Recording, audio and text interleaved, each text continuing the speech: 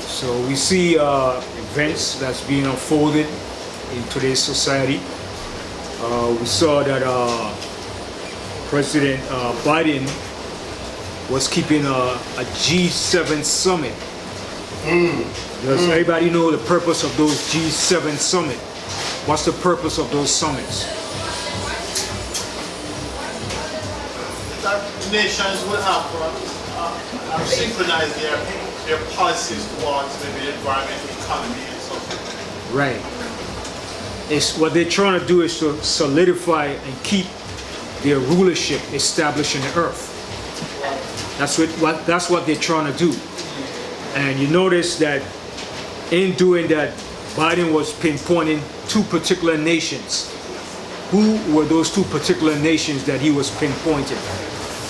The so-called black man, the so-called Hispanic.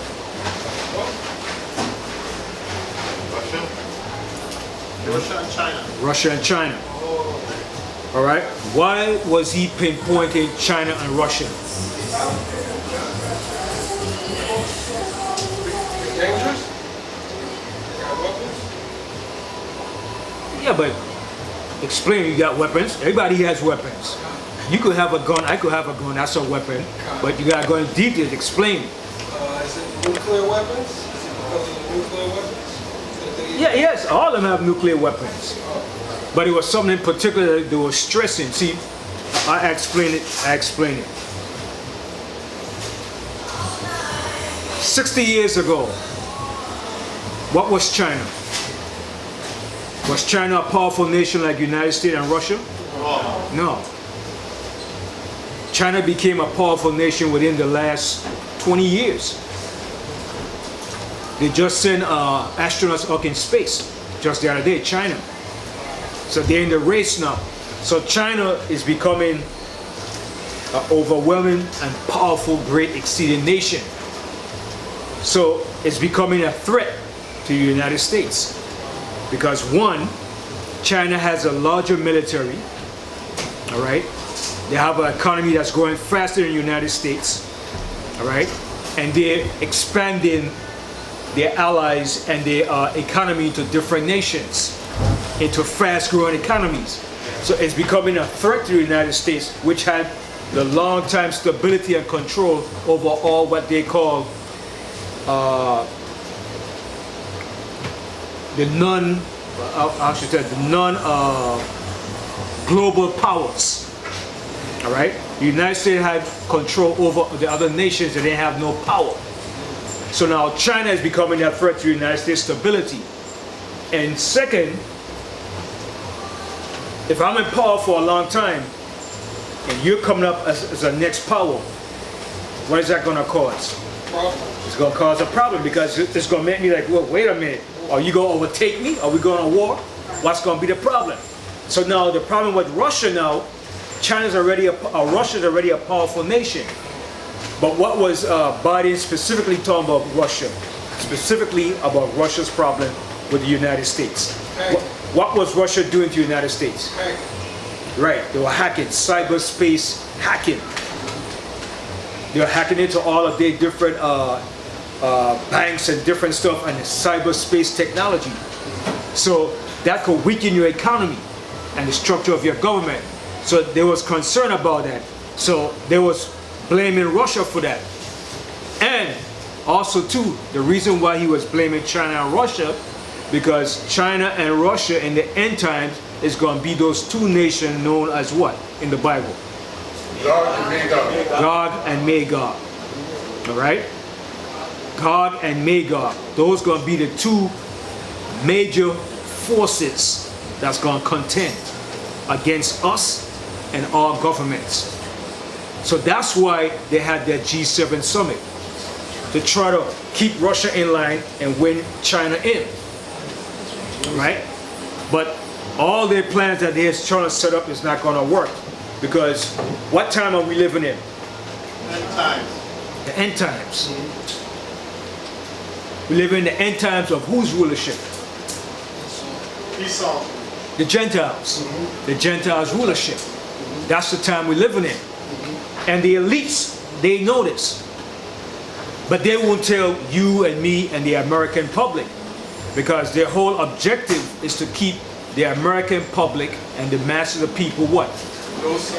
Docile, ignorant. Right. You understand? You ever heard the key word, knowledge is power? So the more you keep the people dumbed down and ignorant and deceived and think everything is all right, they'll never see what's really going on. That's what the scripture says, for we are not in darkness. We're supposed to be the light of the world. We're supposed to understand what's going on. That's what the scripture said, watch as well as pray. That's what Yahushua said. Because he said he's going to come like what? A thief in the night. Right? When a thief comes to rob you, he's not going to say, hey, listen, you know what? I'm coming at 4 o'clock, all right? Nah, he's going to come when you least expect. So all the world governments are trying to put themselves in place to continue their rulership. But they know what's coming. You understand? The elites of this government know what's going to happen. But they have to continue playing their role to make you believe that they're going to continue on their legacy and rulership as being the super world power of the earth. But the Most High said he's going to govern and run this earth under his son, the king, Yahushua. You understand? He's going to control and run the governments of the earth. All right? That's why we'll go to Isaiah, the 9th chapter. I'll show you something real quick. Isaiah, the 9th chapter.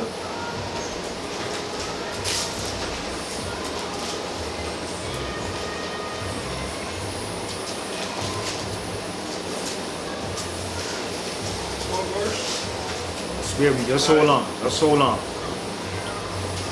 We'll start from Isaiah, the 9th chapter. We're going to start from the 6th verse.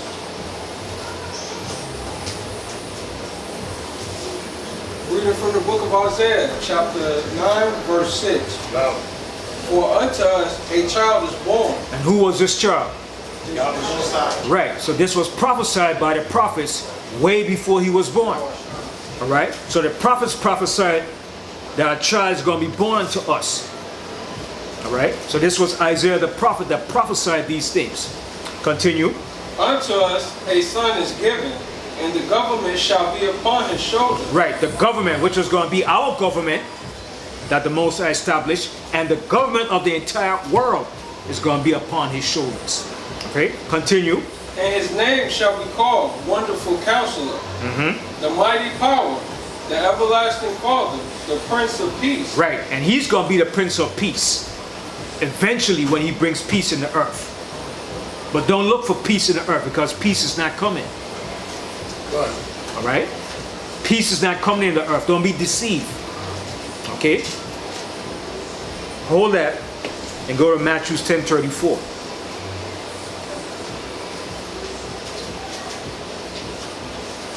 Right? Because scripture also said when Israel said peace and safety, then sudden destruction coming upon them. And come back to get Matthew 10:34 and we come back to Isaiah 9. Reading from the book of Matthew, chapter 10, verse 34. Think not that I am come to send peace on earth. I came not to send peace, but a sword. Go ahead. For I am come to set a man at variance against his father, and the daughter against her mother, and the daughter-in-law against her mother-in-law. And a man's foes shall be they of his own household. All right. Now go back to Isaiah the 9th chapter. So Yahushua was saying this when he came on the scene. All right? Because from the time and even before Yahushua was born on the earth, on the earth, there was always wars taking place in the earth. Right? In order for the nations to rule and have their rulership, there had to be wars. In order for the Greeks to take over the earth, it had to be war. In order for the Romans to take over the earth, it had to be war. In order for the Persians, the Babylonians, it had to be war in the earth. All right? So go back to Isaiah the 9th chapter.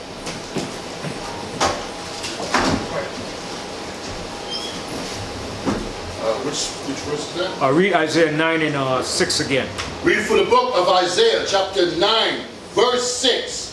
For unto us a child is born, unto us a son is given, and the government shall be upon his shoulder. Right, the government's going to be upon his shoulders. He's going to be the one that's going to run the affairs of the government. And he's going to set up the other elders and the apostles to run the government. Go ahead. And his name shall be called Wonderful Counselor, the Mighty Power, the Everlasting Father, the Prince of Peace. When he finally brings peace in the earth. And peace is going to come when Yahushua comes back with his angels to bring down and destroy the nations. Right? But for now, it's not going to be peace. Continue. Verse 7. Of the increase of his government and peace, there shall be no end upon the throne of David and upon his kingdom. So his kingdom has to be established first in the earth. This has to be established. Continue. To order it and to establish it with judgment and with justice from henceforth and even forever. The zeal of the Most High of hosts will perform this. Right, and the zeal of the Most High of hosts is going to perform this in its due time. All right, so what the nation are trying to do now is trying to keep their rulership in earth.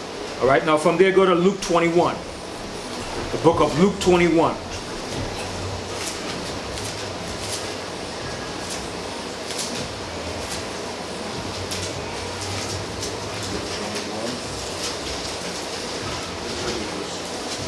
Luke the 21st chapter.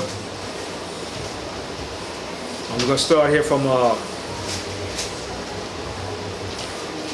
20th verse. Luke 21:20. Reading from the book of Luke, chapter 21, verse 20. But I tell you what, before you read it, read the first verse. Luke 21:1. Reading from the book of Luke, chapter 21, verse 1. And he looked up and saw the rich man casting their gifts into the treasury. And he saw also a curtain, a certain poor widow casting in thither 2 mites. And he said, of a truth, I say unto you, that this poor widow, forgive me, that this poor widow has cast in more than they all. For all these have of their abundance cast unto the offerings of the Most High. But she of her penury have cast in all the living that she had. All right, so what I want to show you here now is from the 5th verse. What Yahushua was showing his disciples, what was going to take place in the end time. From the time that he walked the earth with his disciples, from that point up until this present day that we're speaking. All right, so read the 5th verse now. And as some spake of the temple, how it is adorned with goodly stones and gifts, he said, as for these things which ye behold, the days will come, and the which there shall not be left one stone upon another, that shall not be thrown down. So when he spoke this, and it came to pass, which was prophesying, which was fulfilled, what was he referring to and talking about?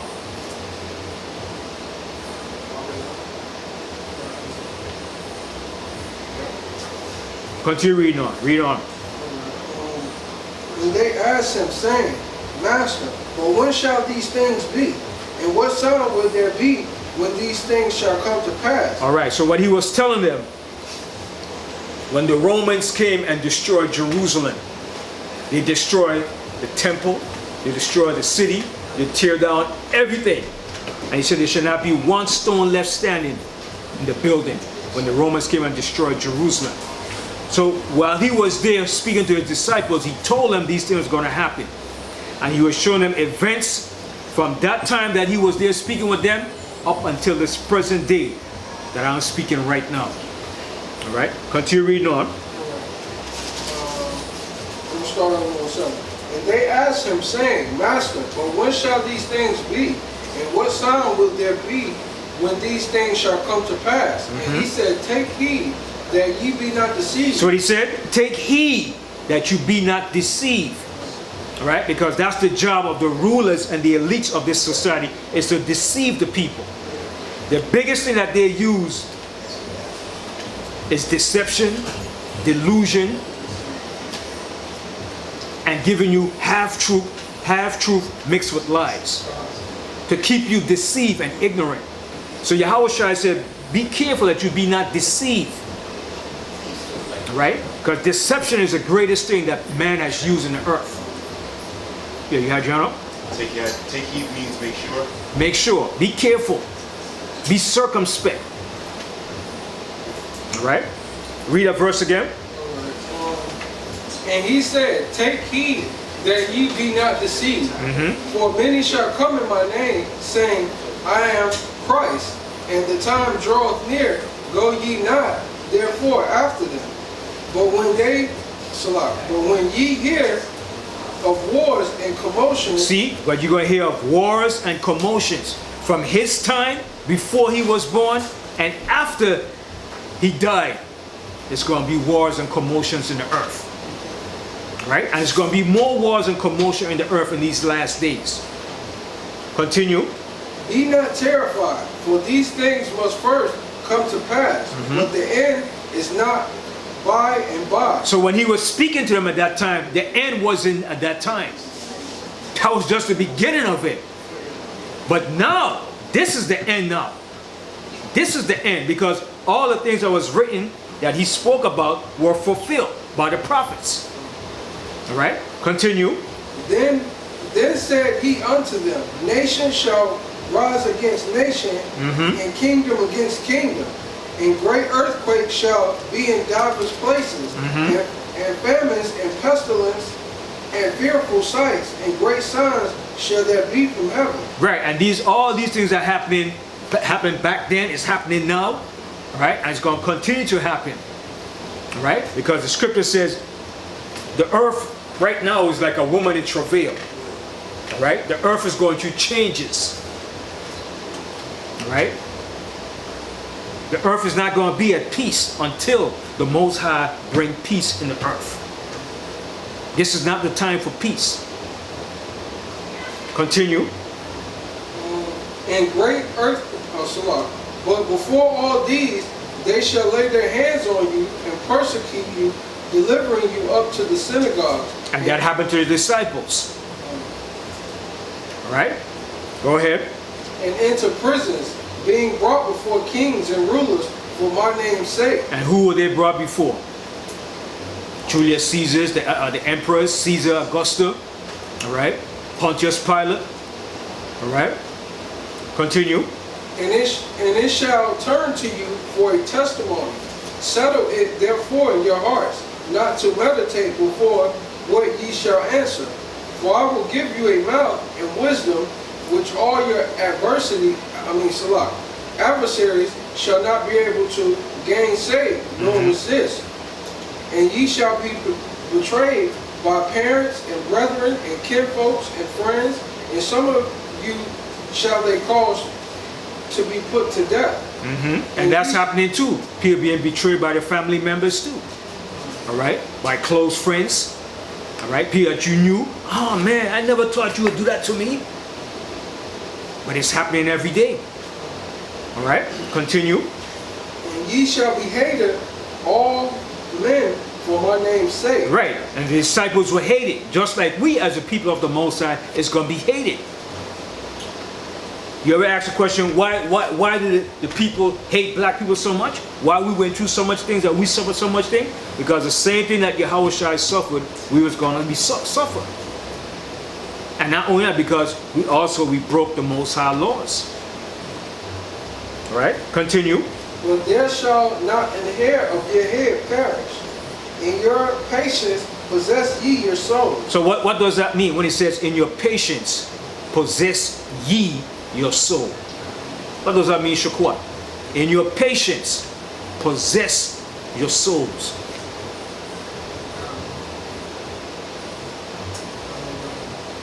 Read again. In your patience, possess ye your soul. Where? What came to mind was like patience is a virtue, so maybe that's something along those lines. And the next part when it says possess your soul. How do you possess your soul?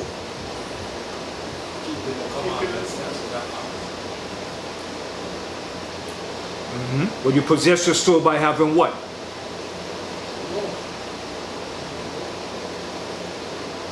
How do you possess your soul? Right, staying focused on the Most High. All right, read it again. Because remember, what he was showing them was what? All the perils, tribulations, and all the events that's going to take place on earth. So he said, in the midst of all these things that's going to happen, be patient. Possess your soul. Take control of yourself. Stay focused on the Most High. Don't lose that focus.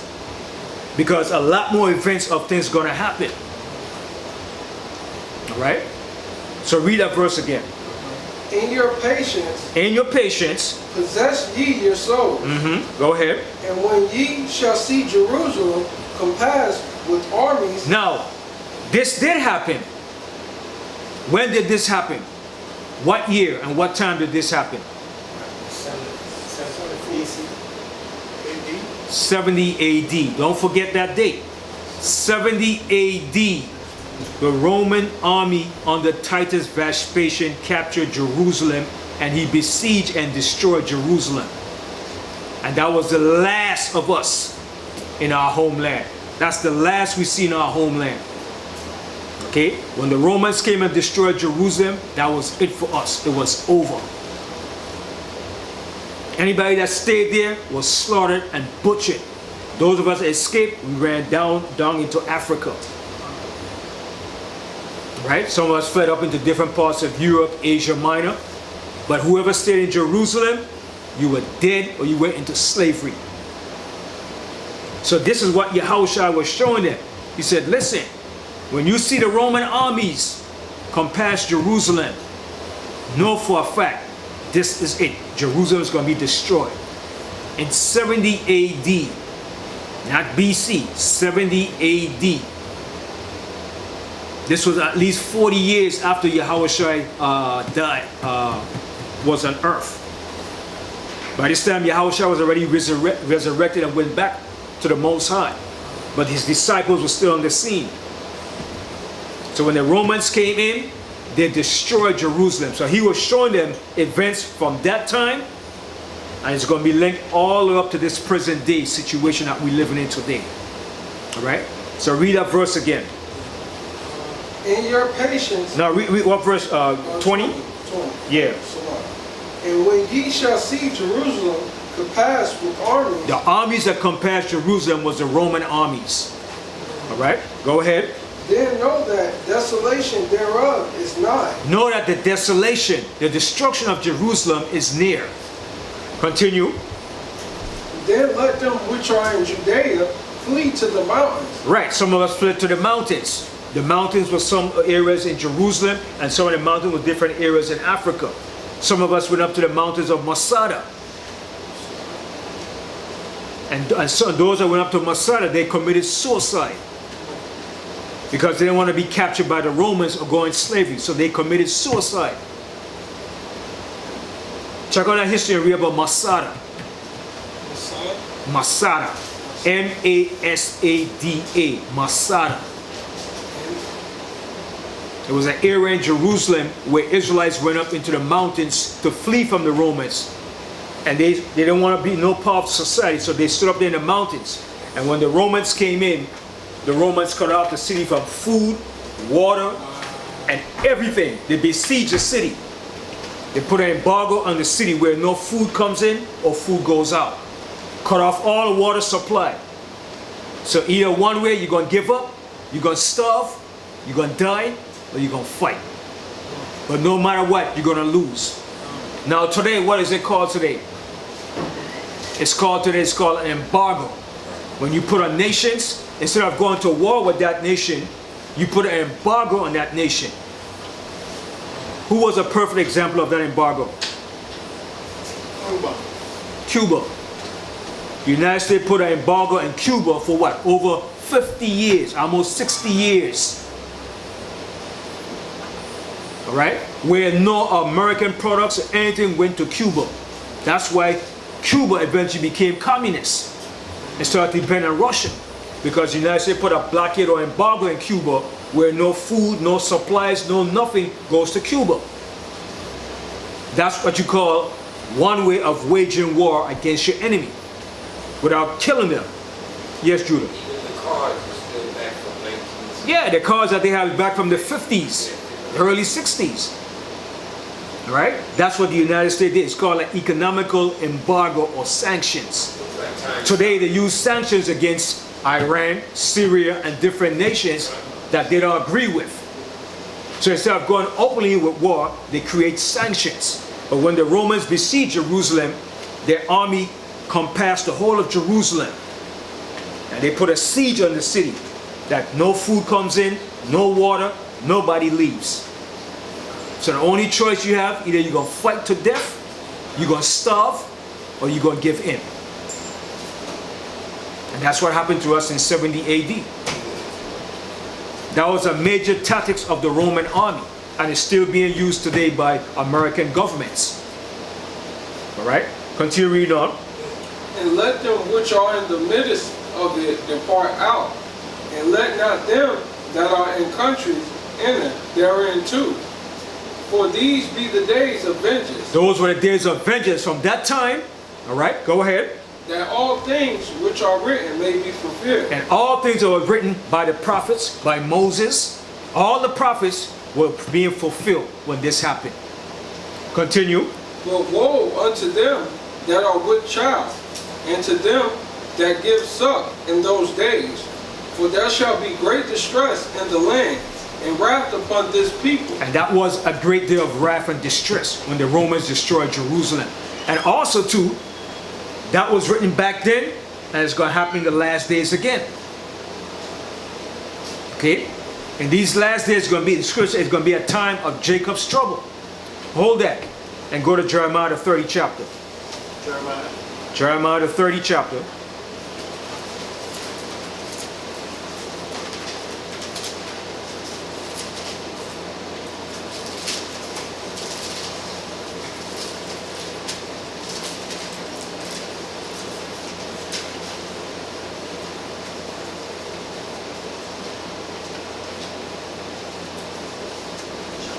Jeremiah 30, and start from the 4th verse.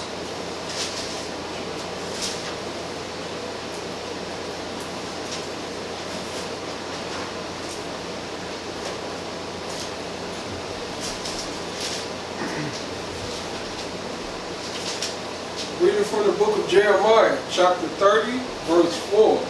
And these are the words that the Most High spake concerning Israel and concerning Judah. Concerning the nation of Israel, Judah and Israel. Why is the Most High making the comparison with Israel and Judah? Because it was split. Right, the nation was split. All right, who was Israel and who was Judah? Who was comprised of Judah?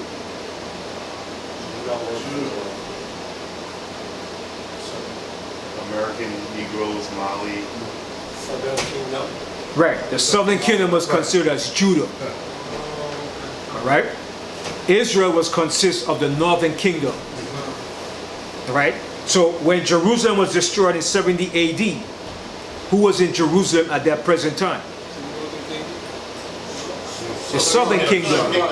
The southern kingdom was in Jerusalem. The northern kingdom was already gone and dispersed. So only Judah, which consists of Judah, Benjamin, and Levi, was still in the land of Jerusalem. All right? Okay, so read that verse again. Reading from the book of Jeremiah, chapter 30, verse 4. And these are the words that the Most High spake concerning Israel and concerning Judah. For thus saith the Most High, we have heard a voice of trembling, of fear, and not of peace. See? So from back then, that's the words that they hear. The words of trembling and not of peace. All right, continue. Ask ye now, and see whether a man doth travail with child. Wherefore do I see every man with his hands on his loins as a woman in travail, and all faces are turned into paleness. Alas, for that day is great. See, for that day is great. Now this is being alluded up to the future. Okay, for alas, that day is great. Continue.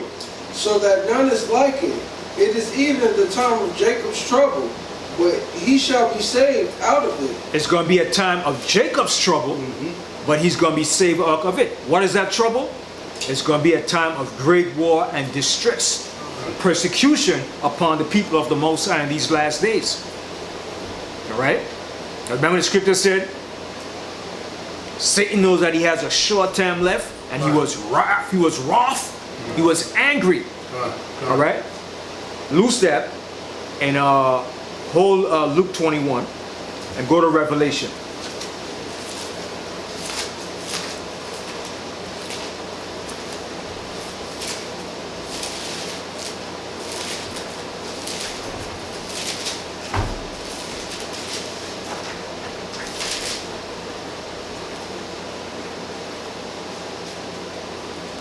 All right, Revelation 12, right? And I'm going to start here from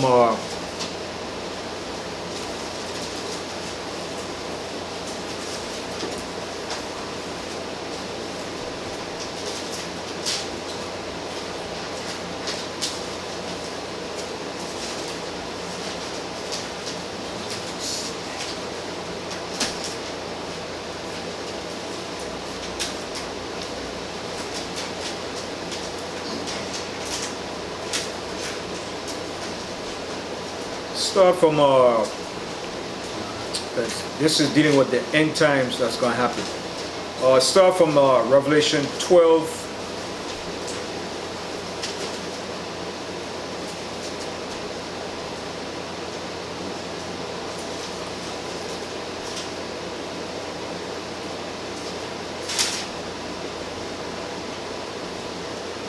Start from the 7th verse. Revelation 12 and 7. Reading from the book of Revelations, chapter 12, verse 7. And there was war in heaven.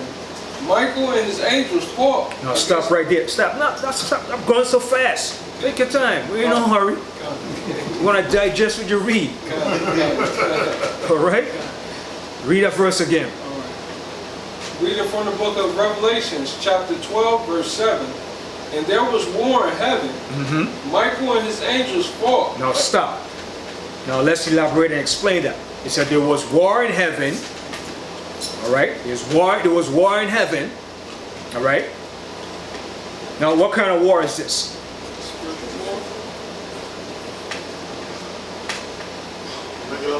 This is going to be a physical war. All right? This is going to be a physical war that's going to be played out in the last days. All right? Hold that and go to the book of Daniel, the 12th chapter. I want to show you. All right? Hold that. Go to the book of Daniel, the 12th chapter.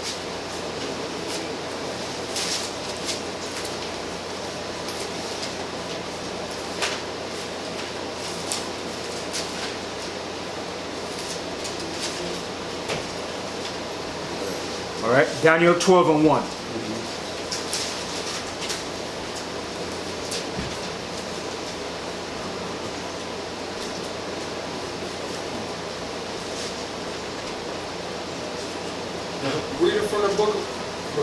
Reading from the book of Daniel, chapter 12, verse 1. And at that time shall Michael stand up. At what time is he talking about? In the end times, the times that we're living in. He said, at that time shall Michael stand up. Who is Michael? The angel. Right, the great archangel. All right, continue. Which standeth. No, read again. Okay. And at that time shall Michael stand up, the great prince, which standeth for the children of thy people.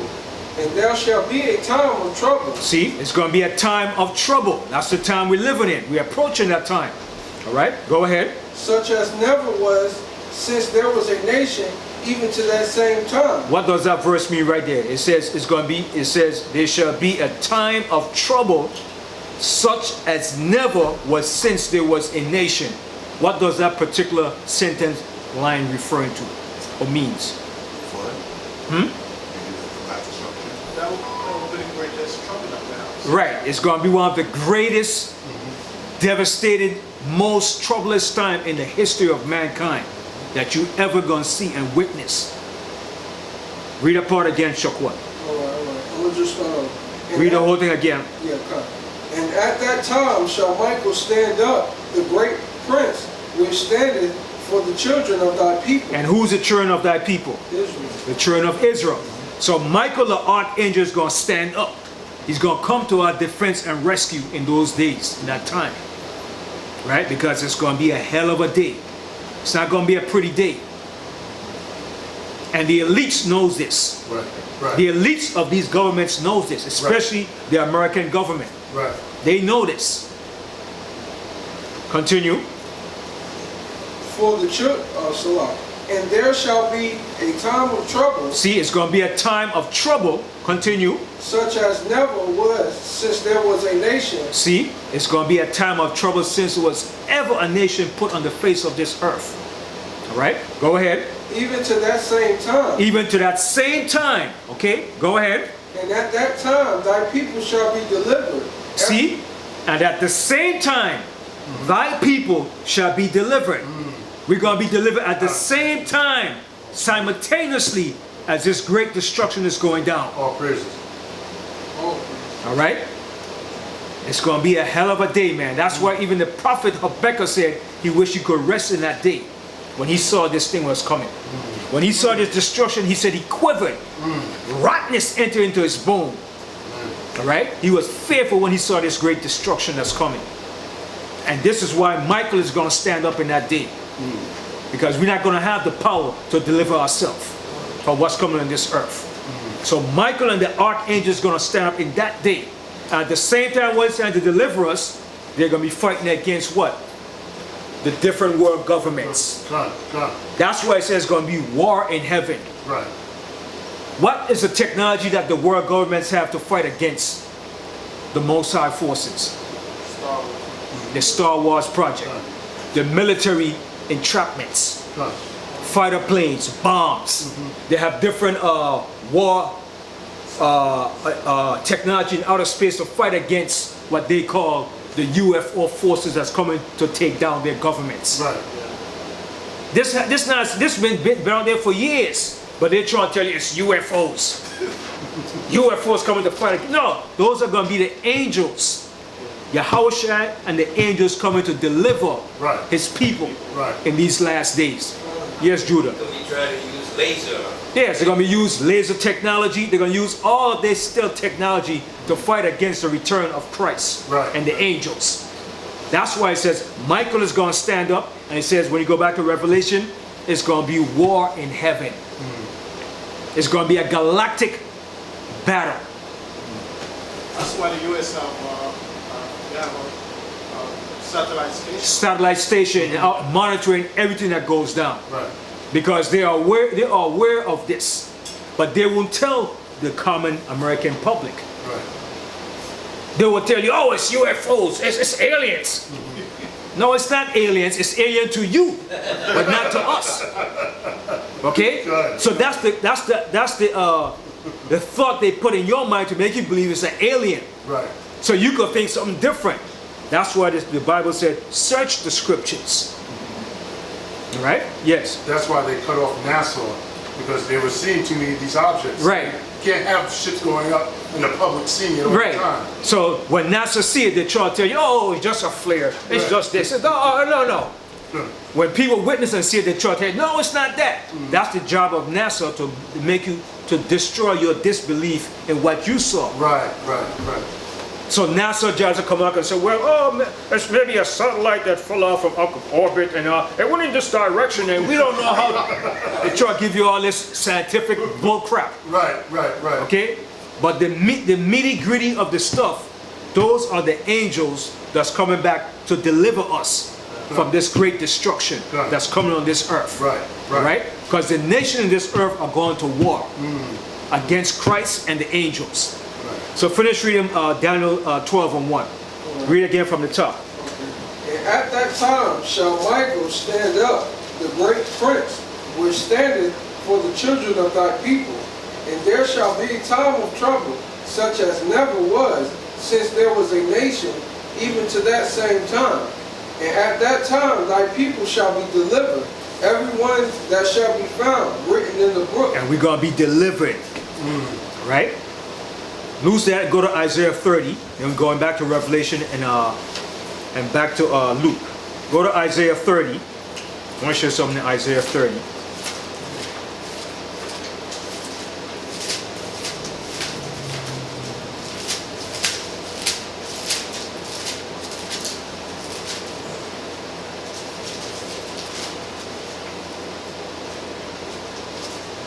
Isaiah 30 and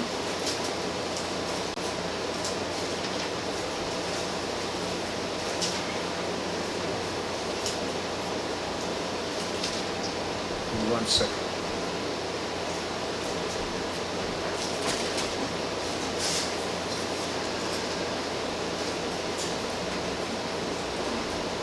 Sorry, that's Isaiah 31. Isaiah 31. Isaiah 31 and 5.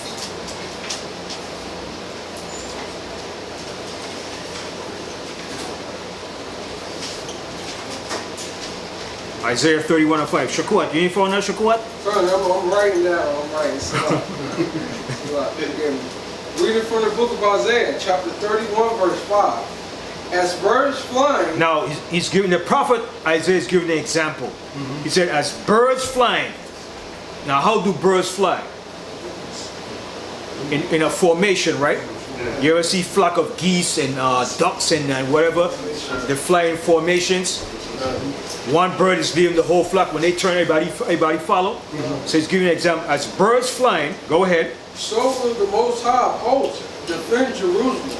Defending also, he will deliver it, and passing over, he will preserve it. So he's showing you. So you see that?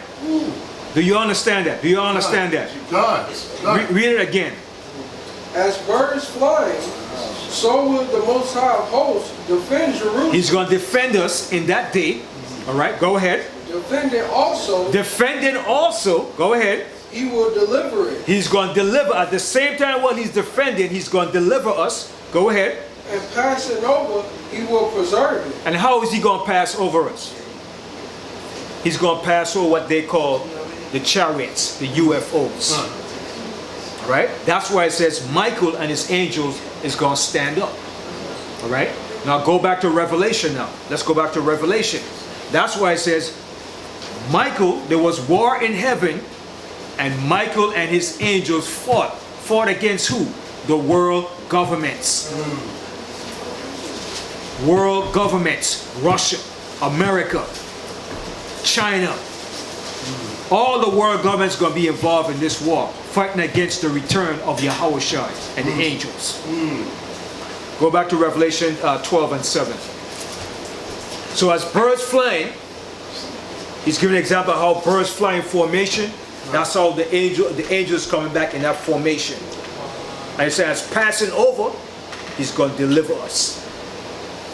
It's going to be a great day, man. This is going to be a hell of a day recorded in the history of mankind. All right? When this thing goes down, man, we're going to be scared. All right? It's not going to be an easy day, man. Right. Okay? Go back to Revelation.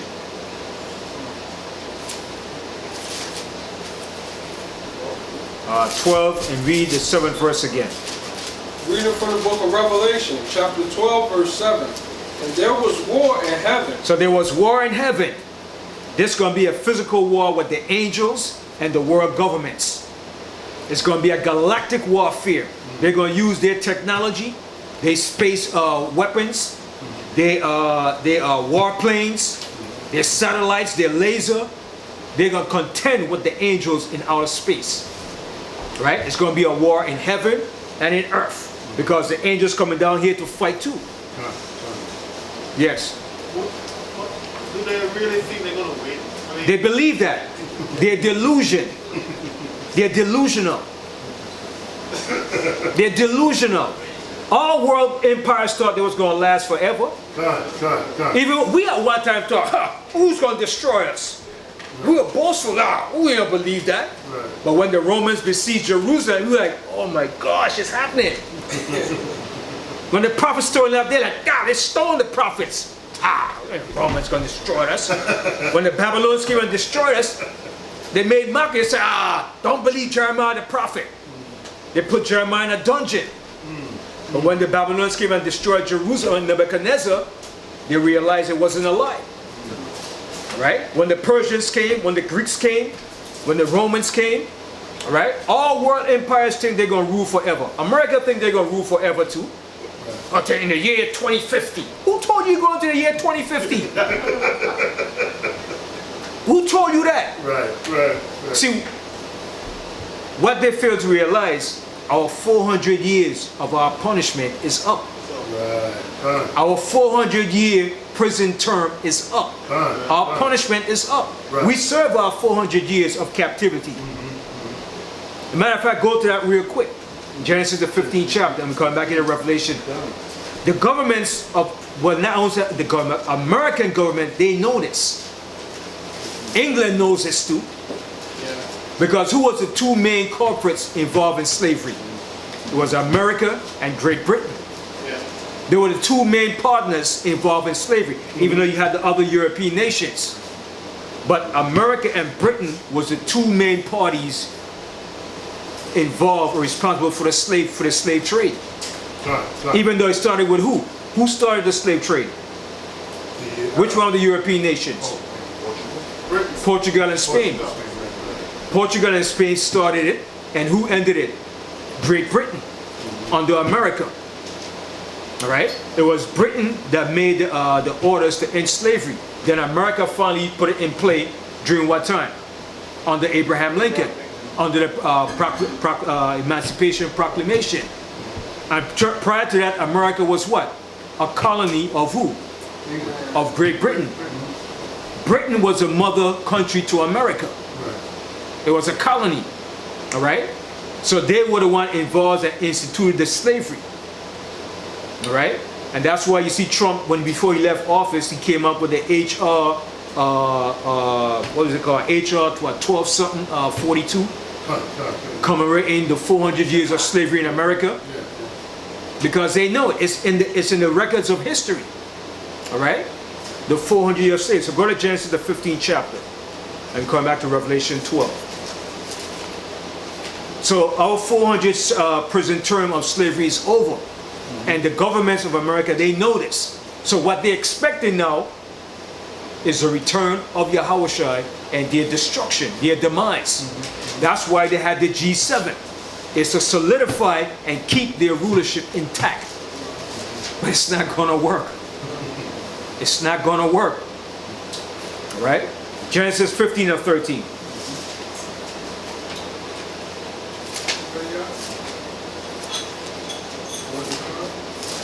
Reading from the book of Genesis, chapter 15, verse 13. And he said unto Abram, know of a surety that thy seed shall be a stranger in a land that is not theirs. See? So the Most High was telling this to Abraham before it happened. All right? Before this happened, the Most High was telling Abraham this was going to happen to your seed. Continue. And shall serve them. And shall serve them. Go ahead. And they shall afflict them 400 years. And they shall afflict them 400 years. Okay? Go ahead. Verse 14. And also that nation whom they shall serve. See what it says? And also that nation whom they shall serve. Did we serve this country and Great Britain? All throughout the Caribbean Islands. Who was running the Caribbean Islands? Great Britain. All right? Jamaica, Barbados, St. Lucia, St. Kitts, Antigua. The British was running all those countries, even though you had the French, the Dutch. But the British had the largest majority of control over all those islands. Right? The majority of those islands got their independence from Great Britain. Okay? America got their independence from Great Britain. Tea Party, right? Well, that was lead up to the Tea Party. The Tea Party was a build up to it. Then eventually in 1776, in the American Revolution, that's when they got their independence. But the Tea Party was a build up because they were being taxed and oppressed by the British by no representation. So that's why they did the Tea Party. But they did it to blame the Indians. so it could incite more violence. All right? It was white men that dressed up as Indians and went into the Boston Harbor and took all the tea and spilled it in the harbor so the blame could be brought back to the Indians. All right? So they were doing it because they were being oppressed by the British. All right? Taxation without representation. All right? Continue. I'm going to start over. And also that nation whom they shall serve will I judge. See what the Most High said? And that nation whom they shall serve, I will judge. That's the time we're living in. Go ahead. And afterward shall they come out with great substance. And see what it says? And afterwards shall we come out with great substance. After the Most High finished judging this place, we're going to leave here with great substance. Wealth, rulership. Okay? We're leaving here with a great amount of substance. When you look up that word substance, look it up. It entails a lot of things, man. Okay? We're going to leave here with a great amount of substance when the Most High finished judging this place. We serve our punishment, and the governments of America, they know this. But they won't tell us that. It's to keep us in darkness and to keep their rulership going. But no rulership ever lasts forever. One of the greatest rulership on the earth was who? One of the greatest ruling empires on the earth was who? Yes, again. Egypt. That's the longest ruling empire upon the face of the earth. And no kingdom ever ruled like Egypt. Egypt ruled for about 3,000 years. You understand? Even before we were a nation, Egypt was ruling. And even when we became a nation, Egypt was still ruling. Even when we were destroyed, Egypt was about in its last leg. Because the Greeks and the Romans were in there and trampled Egypt down. Right? Remember when the Ptolemies took over Egypt, that was the end of Egypt. That was the end of it. When the Greeks went in there, Egypt was done. So imagine, when we came up with Moses, Egypt was still ruling. When we were set up in our government, in our land, Egypt was still as a power. Because we were still going back down in Egypt, going for refuge, trusting in Egypt. Some of the kings of Israel were trusting in Egypt. They made alliance with Egypt. Economical alliances, political alliances. Right? But Egypt thought they would never fall. But the Most High said, yeah, I'm going to bring you down, Egypt. The Assyrians thought the same thing too. The Babylonians, the Persians, the Greeks, and the Romans. And after Egypt, what's the next longest reigning empire? The Roman Empire. Are we still living in the Roman Empire today? Yes. We're living in the last leg of the Roman Empire, which is known as what? The fourth beast. The Roman Empire is the fourth beast that Daniel spoke about. Who was the first beast that Daniel spoke about in the book of Daniel? The Babylonians. That was the first beast. Who was the second beast? The Persian and the Medes, which became one empire together. Who was the third beast? The Greek Empire. And who was the fourth beast? The Roman Empire. So are we still in the Roman Empire today? You sure, Skippy. That's why you use the Roman numerals. You got when you got the Super Bowl, it's in what? Roman numerals. You got the sports arena, look like what? Colosseums of Rome. You're using Latin today in the school system as law terminology, medical terminology, scientific terminology. All right? Everything that we use today is based on the Latin terminology coming from the Roman Empire. All right? We're still in the last leg of the Roman Empire. And America is that last leg of the Roman Empire. Yes. So in essence, we're still in captivity. Yeah. That's why we're at the end of our 400 year.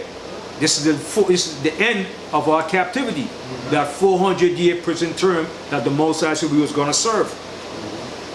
That was going to be done in the time of the Roman Empire. That's why I was showing you in Luke 21, whole Revelation 12, and let's go back to Luke 21. Right? Because remember Yahushua said, when you see Jerusalem compassed with armies, who was he referring to? Roman. The Roman Empire, the Roman armies. From that time, from 70 AD. All right? So the Roman Empire ruled under different forms of European rulership. All right? The Spanish Empire was a form of the Roman Empire. The British Empire, the French, the Germans, because they all carry what? The same symbol as the Roman Empire. The eagle, all right? All of them came up from on the order of the Roman Catholic Church, by the orders of the popes. All right? Even every American president, before he becomes president, he has to go see the Pope. You have to go kiss that ring. You have to pay allegiance to that Pope. You don't get elected unless you go and talk to that Pope. Trump and all that crap he was stalking, he still went to see the Pope and sat down with him. You got to. You're not going to get elected president unless you sit down and talk to that Pope. All right? The Pope is still calling the shots, just like he did 500, 600 years ago with every empire. The Roman Empire under the Roman Catholic Church is still calling the shots. Even England still have to give homage to the Pope. All right? The Queen of England. All of them have to give homage to the Pope. If not, they'll be cut off. You understand? So we're in the end now of the Roman Empire under the American government. Because who is ruling the earth right now? It's America. America is calling the shots. Ain't nobody else calling the shots. Even though America and England works together, but America is that power to their being. America. All nations know that. Okay, so let's go back to Luke 21. And what verse we left off? We left off in what? 20? 24.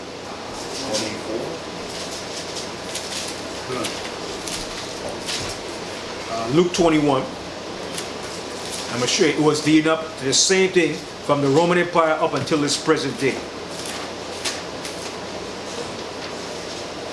Luke 21, and read that. Read 22. No, we read that, right? Okay, read 22 again. Reading from the book of Luke, chapter 21, verse 22. For these be the days of vengeance, that all things which are written may be fulfilled. Right, so what he was showing you, when the Romans came and besieged Jerusalem, they butchered, they slaughtered. Who has the book, Babylon the Timbuktu? Now, the same thing that we're reading here in the scriptures, this historian wrote about it. Reading in the book From Babylon to Timbuktu, page 84. In the year 65 BC, the Roman armies under General Pompey captured Jerusalem. So the campaign started from the BC period. All right? So the Roman armies captured Jerusalem under Pompey, which was a general. All right, go ahead. In 70 AD, General Vespasian and his son Titus put an end to the Jewish state. So they put an end to us. That was the last of us being a nation. Continue. With great slaughter. During the period of the military governors of Palestine, many outrages and atrocities were committed against the residue of the people. During the period from Pompey to Julius. See, from Pompey to Julius, from BC to the end, they come up to close to AD with Caesar. Go ahead. It has been estimated that over 1 million Jews fled into Africa. So during that period, 1 million of us fled into Africa. Go ahead. Fleeing from Roman persecution. See, fleeing from the Roman persecution. So back then the Romans were ruling. All right, go ahead. The slave markets were full of black Jewish slaves. See, that's historical. And this is the same thing that Yahushua was showing us right here was going to happen to us. His motive? That was it. That's it. All right. So go finish reading Luke 21. What verse was it? Read 22 again. 23.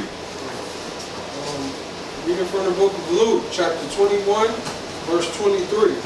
But woe unto them that are with child, and to them that give suck in those days, for there shall be great distress in the land, and wrath upon this people. And it was great distress and wrath upon us. Go ahead. And they shall fall by the edge of the sword. So we fell by the edge of the sword. They killed us. All right, continue. And shall be led away captive into all nations, and Jerusalem shall be trodden down of the Gentiles. See, so Jerusalem was trodden down of the Gentiles, which were the Romans. Go ahead. Until the times of the Gentiles be fulfilled. So what does that tell you now? Until the times of the Gentiles be fulfilled. Until this time that we're living in. Still trodden down. Right. So we living in the time now where the time of the Gentiles is going to be fulfilled. We're in that time now. This is the end. All right. So from that time up until this time, the Roman army or empire has been ruling under different forms of European governments. And like I said, America is the last of that Roman Empire. All right. Continue. Verse 25. And there shall be signs in the sun, and in the moon, and in the stars, and upon the earth distress of nations. And that's what's happening. The nations are in distress. COVID was a time of distress. When that COVID came in, the whole world was in distress. Everybody was in distress. All right? Go ahead. With perplexity. With perplexities, the problems cannot be solved. Every time they're trying to solve one problem, the next problem kicks in. So it's going to be unending problems until. Continue. The sea and the waves roaring. Man's hearts fail them for fear. Yeah, man's heart's going to fail them for fear. Man's going to die of heart attacks when they see these things coming out upon the earth more rapidly. Continue. And for looking after those things which are coming on the earth, for the powers of the heavens shall be shaken. Yeah, see that? The powers of heaven is going to be shaken. The world governments is going to be shaken up. Okay, go ahead. And then shall they see the Son of Man coming in a cloud with power and great glory. Now stop for a minute now. When you read this here, and you say, it says, let me read it. It says here, right? In the 27th verse. And then shall they see the Son of Man coming in a cloud with power and great glory. Could anybody come in a cloud? No. What the Most High? So what is that cloud he's referring to? Ships. The ships. See, these are dark sayings, parables. Hold that. Go to Psalm 78. See, the reason why the Most High and the prophets put it that way, he didn't want everybody to know it outrightly. So he put it in parables and dark sayings for us to figure it out. Because how could anybody come in clouds? Look at a cloud. Could you come in a cloud? So what is that cloud that he's referring to? It hasn't been something different. But it's written in parables and dark sayings. All right? Those clouds represents the angelic vehicle that he's coming back in. All right? Go to Psalm 78 and 1.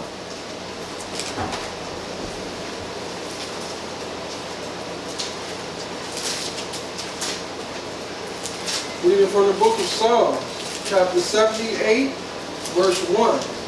Give ear, O my people, to my law. Incline your ears to the words of my mouth. See what he says? And incline your ears to the words of my mouth. Listen, hearken to, incline, listen attentively. Go ahead. I will open my mouth in a parable. See, I will open my mouth in a parable. Dark sayings. Remember the disciples asked H.O.D.C? He said, why speakest in parables? And what did he tell them? He said, it's given for you to know the mysteries of the kingdom of heaven, but to them it's without. So everything was written in parables and in dark sayings, so they won't just rip it up from the Bible and stop writing the Bible. The Most High left it in codes and in parables for us in the last days. Because if it was written plain out, the white man won't put it in he won't put it there. Oh, cut that out, cut it out. He won't print it. Right. Which proves that it's only written to us. It's written for us. All right? Hip talk, slang, parables. All right? It was meant for us. Because if we were put there, oh, I'm coming back with the angels and the chariots, the white man said, you know what? Take that thing out, buddy. Don't print no books like that. Don't let those Negroes know what's in there. That was his job, to hide it from us. But the Most High left it in dark sayings and in parables. So continue reading that. Read a part again. I will open my mouth in a parable. I will utter dark sayings See, of old. dark sayings of old. All right, hidden words. Okay, yes. They still took out. They still took out, yes. Even though it's not. But the Most High still left it where we were going to figure it out in the last days, because the Spirit of the Most High was going to reveal it to us. All right, continue reading that. Which we have heard and known, and our fathers have told us. We will not hide them from their children, showing to generation to come the praises of the Most High and His strength and His wonderful works that He hath done. For He established a testimony in Jacob and appointed a law in Israel, which He commanded our fathers that they should make them known to their children. And we should make this known to our children. Continue. That the generation to come might know them, even the children which should be born, who should arise and declare them to their children. All right, so that's why the Most High had it written. Now go back to Luke 21 and read that 27th verse again. All right, so now when you see it and you read this, you know it's not talking about a literal cloud. Okay, but hold that and go to Revelation. I want to show some Revelation. I mean, not Revelation, but Acts, the book of Acts. Go to the book of Acts. Acts, the first chapter.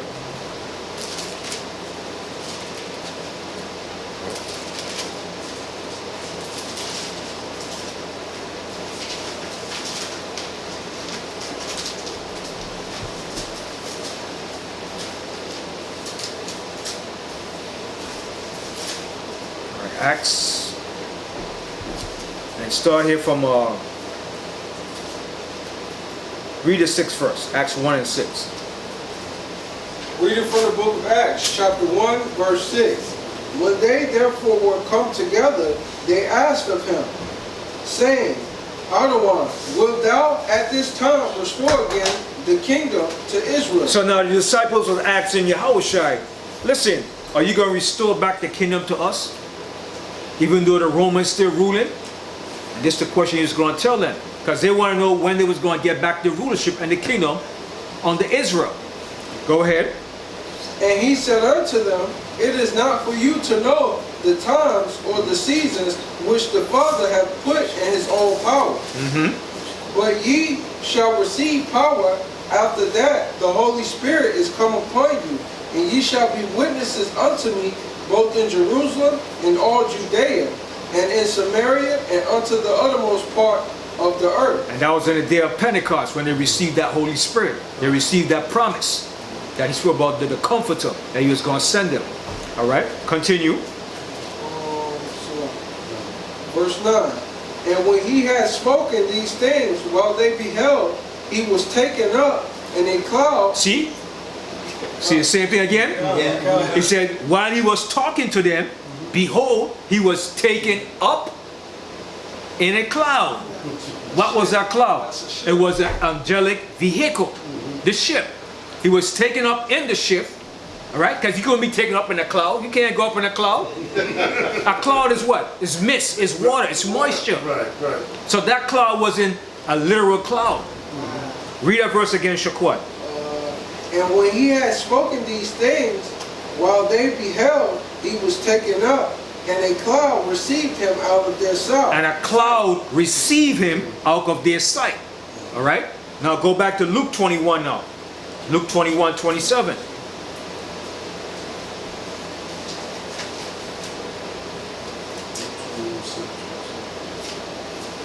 21 to 27. Mm-hmm. Reading from the book of Luke, chapter 21, verse 27. And then shall they see the Son of Man coming in a cloud. And that's how he's coming back. All right? The same way the Son of Man left, that's the same way he's coming back. All right? Go ahead. Okay. And then shall they see the Son of Man coming in a cloud with power and great glory. And what is that power and great glory he's coming with? His army, his legions of angels, his great army that he has in heaven. Power and great glory. That's why the earth, the armies of the earth is going to stop and fight against it.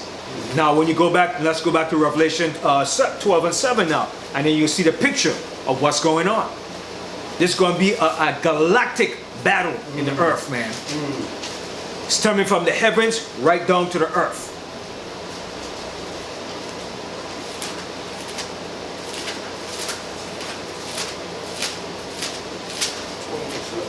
All right, Revelation 12, and let's read 7 again.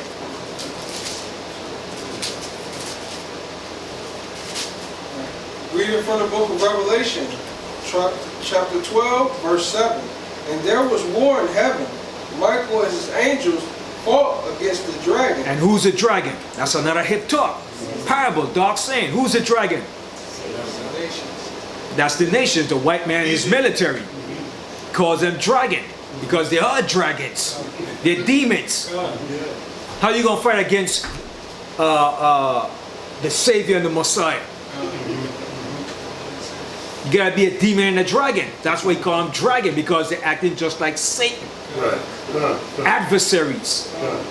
They're going to try to prevent his return because they know his return is the end of their world kingdoms. Who wants to lose their rulership? If you had something for a long time, you want to lose it? If you had all the gold and riches and silver and diamonds, do you want to lose it? No, nobody wants to lose that. So they're going to fight to maintain and keep that rulership. Alright? So read that 7th verse again. And read it slowly so we could digest and get the understanding of it. And there was war in heaven. So the war is going to start from the heaven, because that's where the angels is coming from, the heavens. And the white man and the red nation is going to have their space technology, their planes, to fight against the return of the angels. Because remember, the angels is coming from out of the heavens, the third dimensions, coming to the earth. Alright? So in order to stop that, you have to fight against them from coming into your terrain, into your space. So the first defense is to fight against them. But it's not going to work. They can't see that. But the Most High is going to make it seen where they could see it in that day. Alright? The Most High is going to make it visible so they could see it. The Most High is going to give them a fight. You want to fight? I'll give you a fight. Because the Most High could come invisible and jam the whole radar system. But he wants them to know that I'm coming, because he said in that day the angels are going to blow the horn. They're going to blow that trumpet to let them know I'm coming. I'm coming, you punks. Get ready for me. Alright? The Most High will give them a good fight. You're going to give them a fair fight. Because the Most High could just whop them up in one shot. But the Most High is going to prove them that they're inferior to him and his angels. You understand? Yeah. Because the Most High could jam the whole radar system, make everything invisible, that they can't see it. But he wanted them to see it to show that there is a power and a creator in the earth. It's going to be a living witness to them. Because they always deny, there's no God. There's no God. There's a God. Where is he? Where is he? You understand? So the Most High is going to show you, here am I. I'm here now. Content to deal with me now. Alright? It's going to be a witness in that day. Everybody's going to see it, man. Hold it and go to Matthew 25. And come back right here, back to Revelation 12.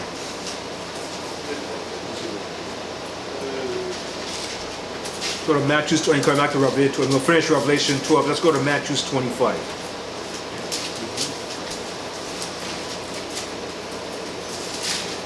Alright, Matthew 25. And we're going to pick up right here from let's start here from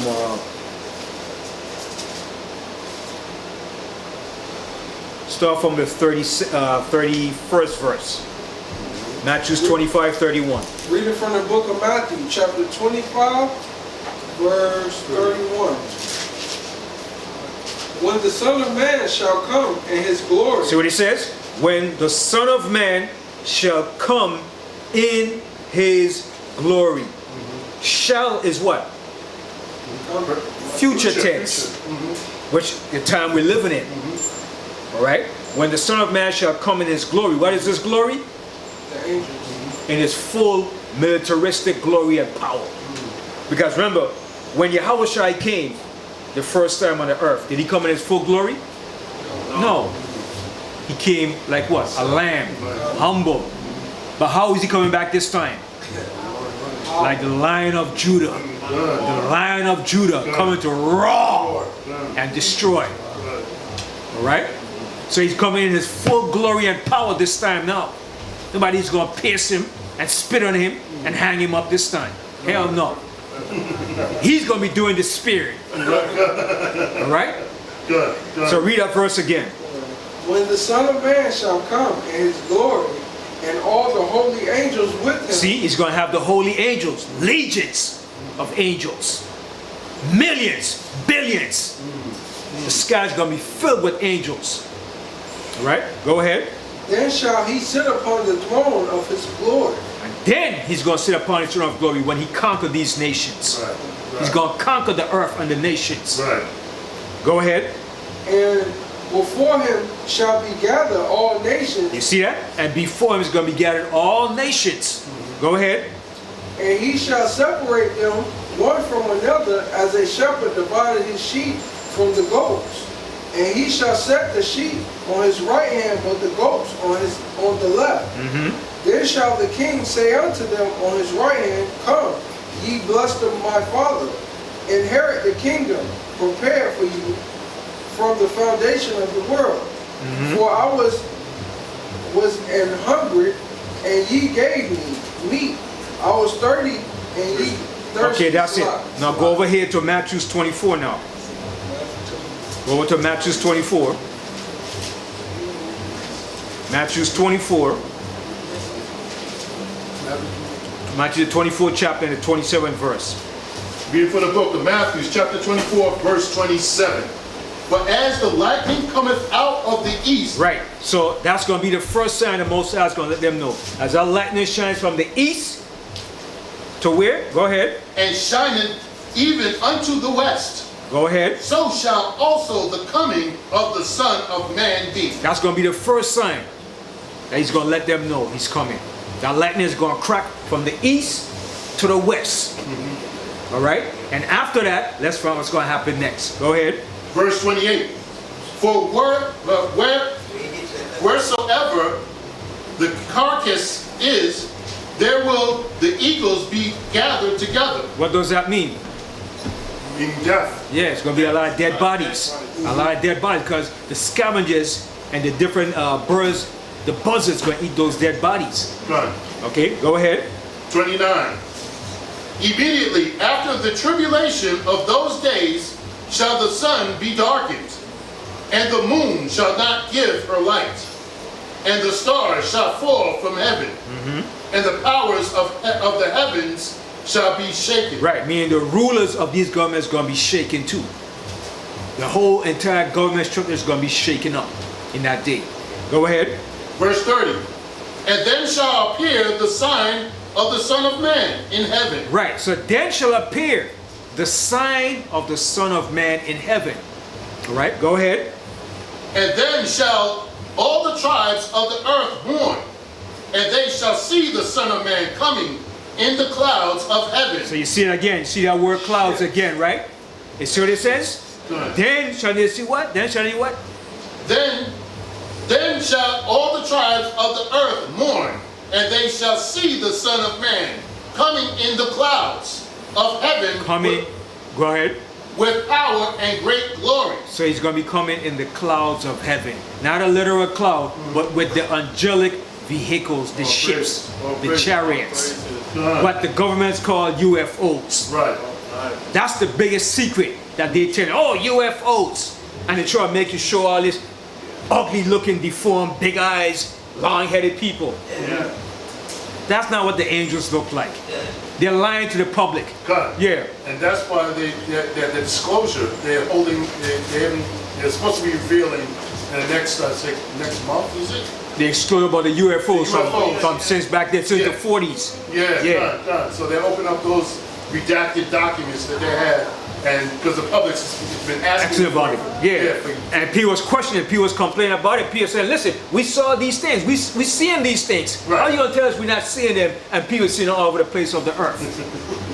You understand? So their whole mission is to make the people believe that it's not true and it's a lie. Right. And give you a false image of what the angels do. The angels don't look like those creatures, man. Okay? Those are lies. God. Okay? But they're trying to cover it up. But they know that Yahushua and the angels is coming back to lay their kingdom down. We're not going to take over they're not worried about us taking over their government. Because they know that's not going to happen. Right. They're worried about the intervention, the divine intervention of the Most High and His holy angels with Christ. God. That's what they're worried about. Right. And they don't want us to know that information. They want us to remain ignorant. So they say, don't believe the Bible. The Bible is not true. The Bible is a fairy tale book. It's a book of old men got together and wrote a book. Trying to make you think it's a fairy tale. Right. But then the military and the scholars is going through this Bible, my God, researching and looking and finding things. Fine tooth comb. You understand? With a fine tooth of the military, the scientists is looking at every words and details in here. And when they read that part, the Son of Man is coming with a cloud. You think they're so ignorant to believe He's coming with a cloud?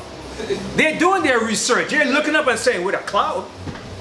They're not like me and you, just, okay, a cloud, and we just accept it. Right. They're going to deep research. They have scholars. Right. People in think tanks that search out these words and everything that's in this Bible, prophecies, Right. to see what it's referring to. Right. And when they look and they see that word cloud, they said, this can't be no physical cloud. This has to be something different than a cloud. Right. And they know this. They understand this. Wow. But the average person that's reading the Bible, oh, the cloud, yeah, He's coming in a cloud. No, it goes deeper than that. Right. This is what you call esoteric knowledge. Right. Okay? When you learn and read this Bible, and you fully understand what's going on, you know the basic mysteries of this Bible, nobody can fool you no more. Right? Yes, Drew. That's why, man, when we be out there teaching, they say, well, can we talk without you going into the Bible? Yeah. Put the Bible down for let's talk. You understand? Because the Bible contains a lot of secrets that the Most High left for us. Right. And He said He left it for us to search it out. And He said, I'm going to reveal it to you. Hold that real quick and go to Deuteronomy 29. And we're coming back, we're going to finish this here in Revelation. All right? I don't want to finish. Go to Deuteronomy, the 29th chapter.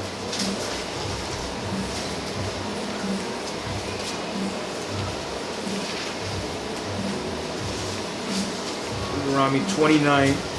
28 or 29? 29.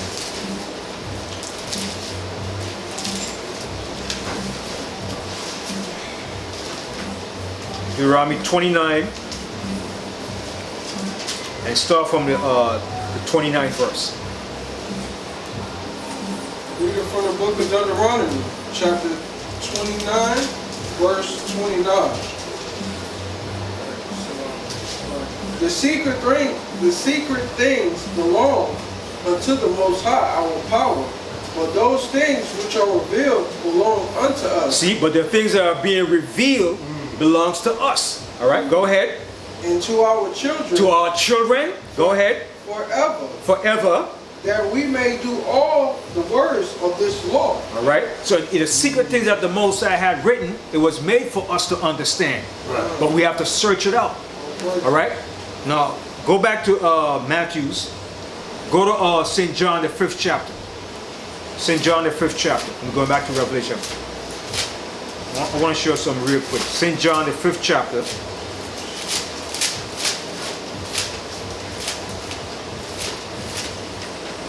St. John 5 and 39.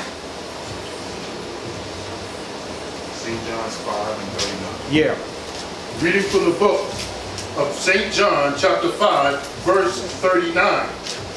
Search the scriptures, So what it says? Search the scriptures. Go ahead. for in them ye think ye have eternal life.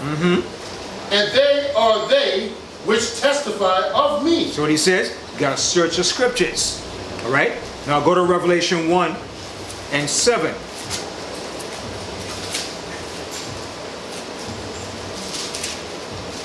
Reading from the book of Revelation, chapter 1, verse 7.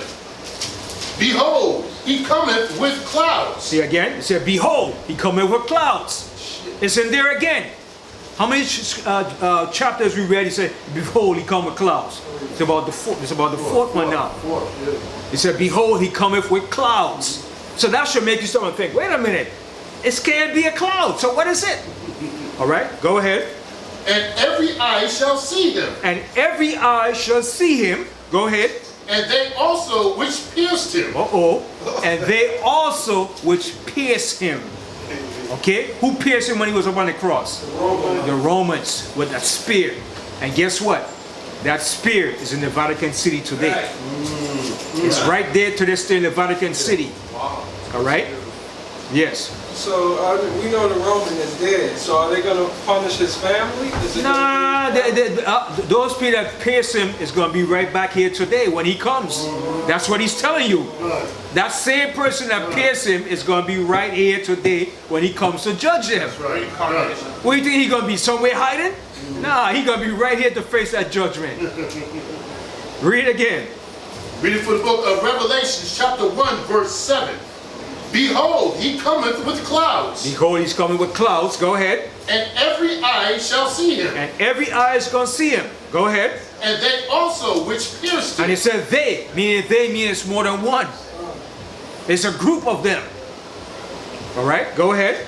And all kindreds of the earth shall wail because of him. And all kindreds of the earth is going to wail and cry. It's going to be weeping and gnashing of teeth in that day. All right?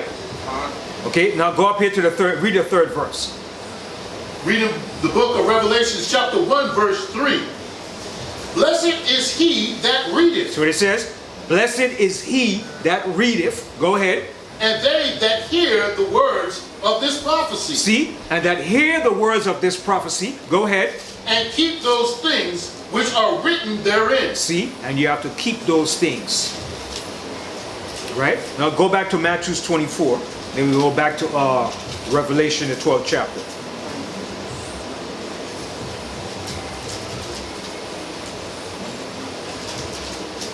What verse? Matthew 24 and read the 30th verse. Reading from the book of Matthew, chapter 24, verse 30.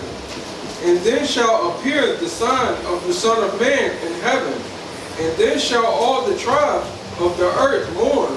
And they shall see the Son of Man coming in the clouds of heaven. And they're going to see him coming in the clouds. They're going to see him in those chariots coming, man. All right? Go ahead. With power and great glory. With power and great glory. Okay, go ahead.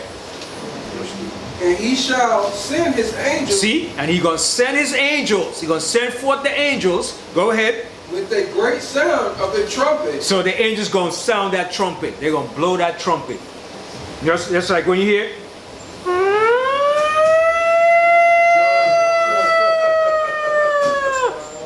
This is not a test. This is an actual state of emergency. The United States of America has been invaded. That alarm is going to sound. The angels going to blow that trumpet. We're coming. Okay? And that sound, that trumpet is going to be heard by everybody. When we hear that trumpet, you're going to know this is it. That's going to be a sound that you have never heard. That angel's going to sound that alarm. And that day is on. Alright? Even those who don't even know the truth of what the Bible is saying, when you hear that trumpet, you're going to know. You're going to know something is different is coming. As soon as they sound that trumpet, the world government is going to sound their alarm too. special bulletin broadcast. Every show is gonna stop. You watching a comedy show, BET? Sorry to interrupt this program. News flash. Satellite. Aliens attacking. Alien invasion. That's what they're gonna tell you. We're under attack. Remember they showed you that with what's his name?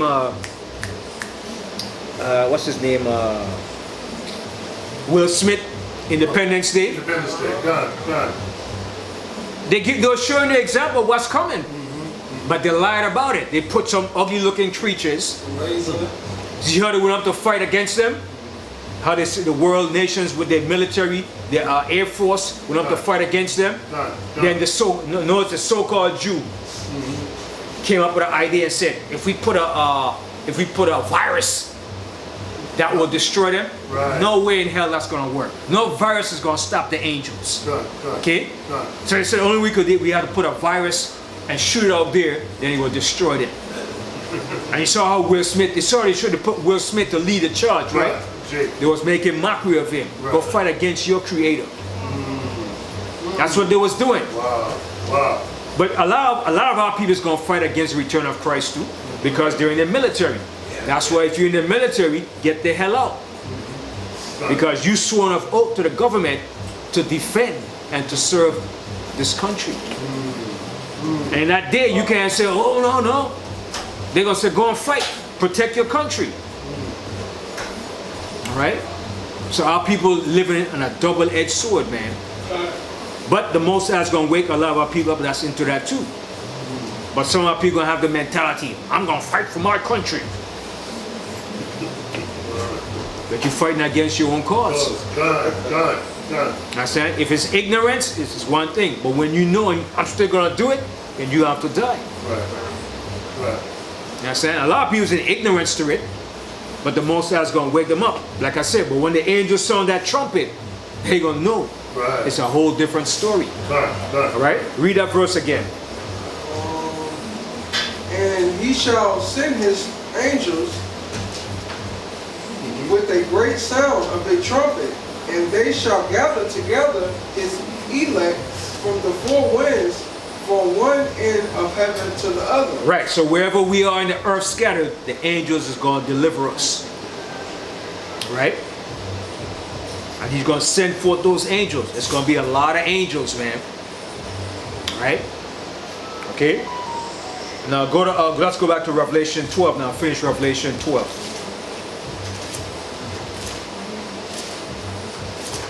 So we see what the world governments are preparing. They're preparing to hold on to their governments and their rulership. And who was spearheading the whole G7 summit? U.S. The U.S. government, the U.S. Because that's the top ruling country in the earth. You understand? And like I said, they're worried about China because China is going to be the next superpower coming up. They're going to be aligned with Russia in Gog and Magog. Okay? That's going to be the next military threat, Gog and Magog, in the book of Ezekiel 38 and 39. That's what they're worried about. Okay? Revelation 12. Let's finish that 7. Let's finish the 7th verse and read on. Yeah, Ezekiel 38 and 39. Gog and Magog. Reading from the book of Revelations, chapter 12, verse 7. And there was war in heaven. Michael and his angels fought against the dragon. And the dragon fought and his angels. So he said the dragon fought and his angels. Who are his angels? Who's his angels? Who are his angels? When it says, and the dragon fought and his angels. His allies. His captains, his generals, his soldiers, his allies. They also fought with the dragon. All right, go ahead. Verse 8. And prevail not. He's not going to prevail. But he think he's going to prevail. All right, go ahead. Neither was their place found any more in heaven. And the great dragon was cast out, that old serpent, called the devil and Satan, which deceiveth the whole world. He's going to lose. Satan is going to lose his influence in the earth after this. He's not going to have influence over the nations no more. Right? Because Satan is also a spiritual entity too. That's in the earth. An unseen force. Just like the Most High is a righteous force, Satan is an entity of the Most High too. Satan is working for the Most High. Right. He is doing the Most High bidding on the left-hand side. All right? Go ahead. He was cast out into the earth, and his angels were cast out with him. Verse 10. And I heard a loud voice saying in heaven, now is come salvation. Now is going to come the salvation when this goes down. All right? Go ahead. And strength, and the kingdom of our power, and our power of his Christ. And this is going to be Christ's kingdom when this goes down. When Christ destroys all the world powers and rulership, this is going to be his kingdom.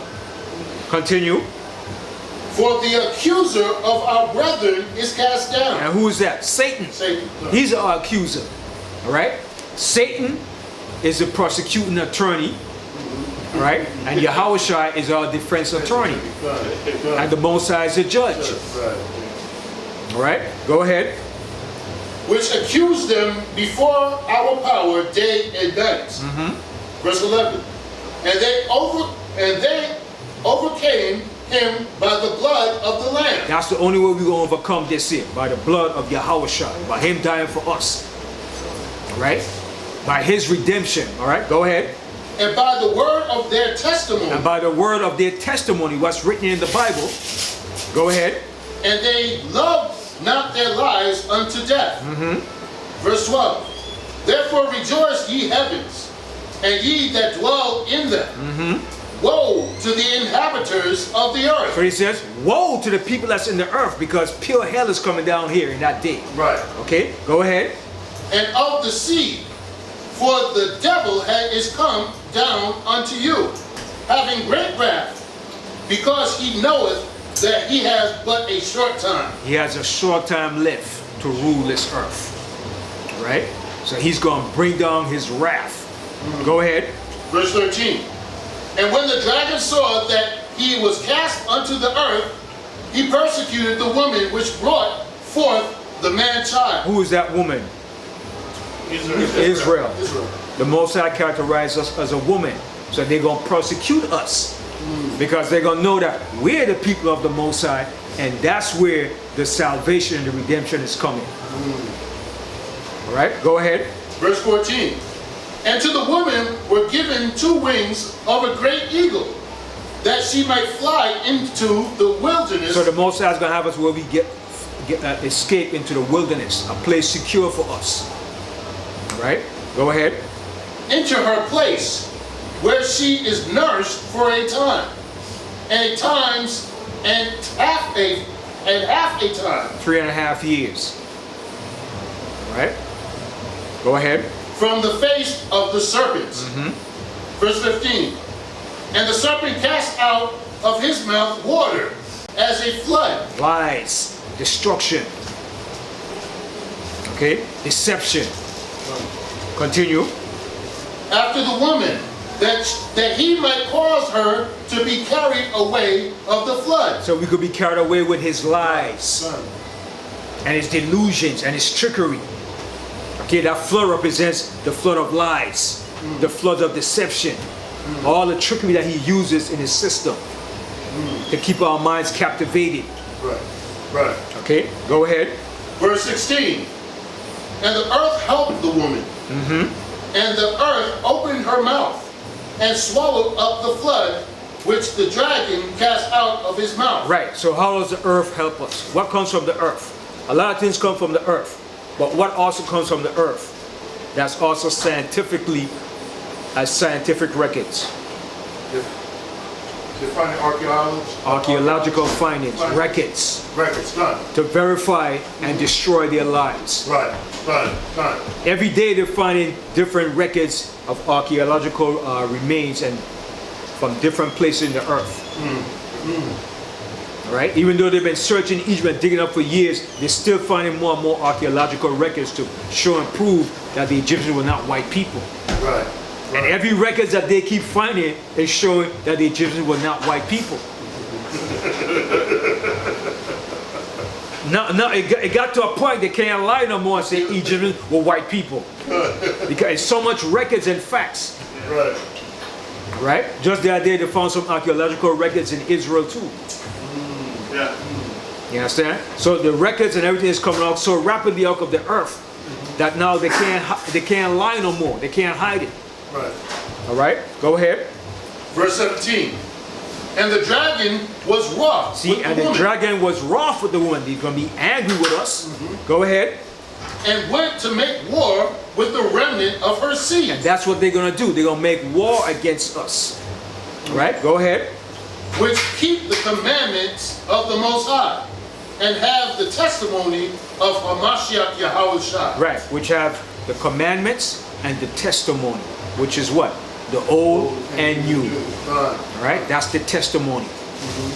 Right? You got to have both. Right? It says Moses gave us the law, and grace and mercy came by who? By Yahweh. Right. So it's combined together. It's a balance. You can't have one without the other. You must have the old and the new. He said, oh, the old is destroyed. You don't need the old. Yes, you need the old. Right. How you gonna know what was written in the new to find what's in the old? Right. You can't have some new if you don't know what was in the old. Right? You just can't start a new history and you don't know what happened. What happened in the old, in the past. Right? Because even Marcus Garvey tell you, a people without the knowledge of his past history is like a tree without what? Without its roots. So you have to know your past in order to know your future. Right? So, one more scripture and we're going to close out. Go to Revelation, the 19th chapter. Revelation 19.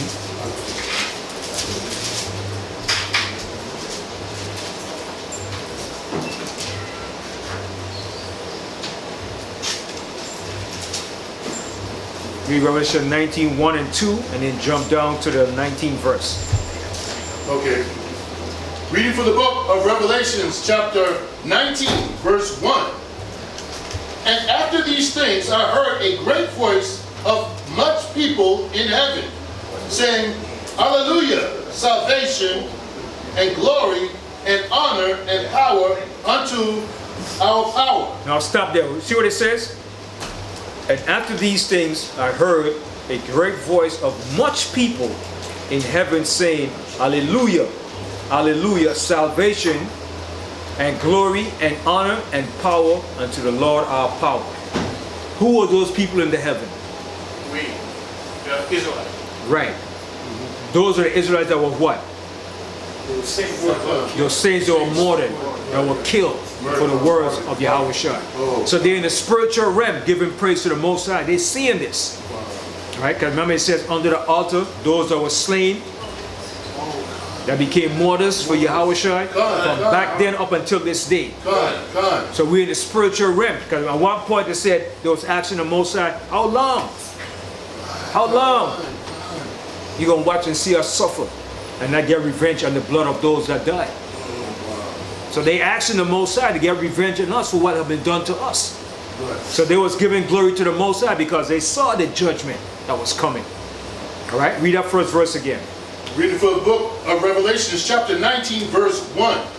And after these things I heard a great voice of much people in heaven, saying, Hallelujah, salvation and glory and honor and power unto our power.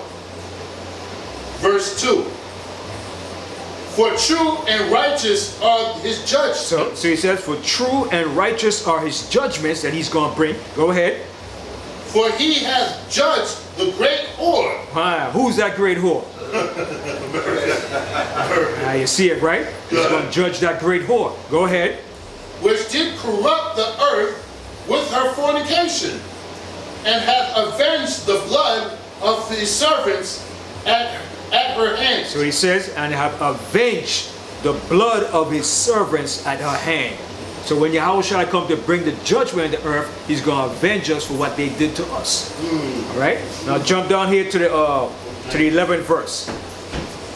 Reading from the book of Revelation, chapter 19, verse 11. And I saw heaven opened, and behold, a white horse. And he sat that upon him was called Faithful and True.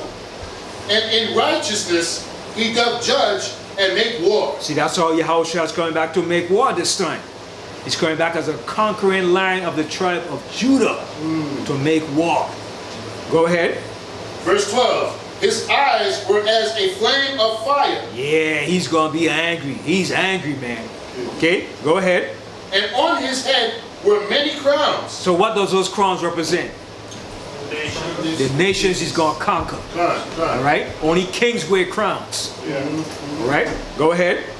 And he had a name written that no man knew but he himself. Verse 13. And he was clothed with a vesture dipped in blood. So, wait a minute. So why is this vesture going to be dipped in blood? Coming to kill some righteous bumble-clad people. You understand? God going to be dipping blood. You understand? He coming back to kill. Yes. I know it seems so hard for people like, what?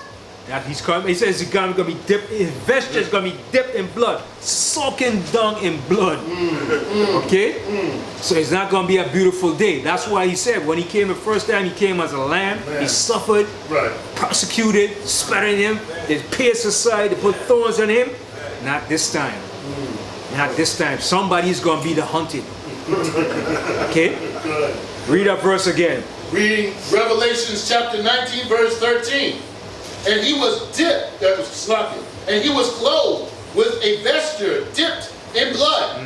And his name is called the Word of the Most High. So you don't think when the scholars and the advisors read this here, you don't think they don't know what this means?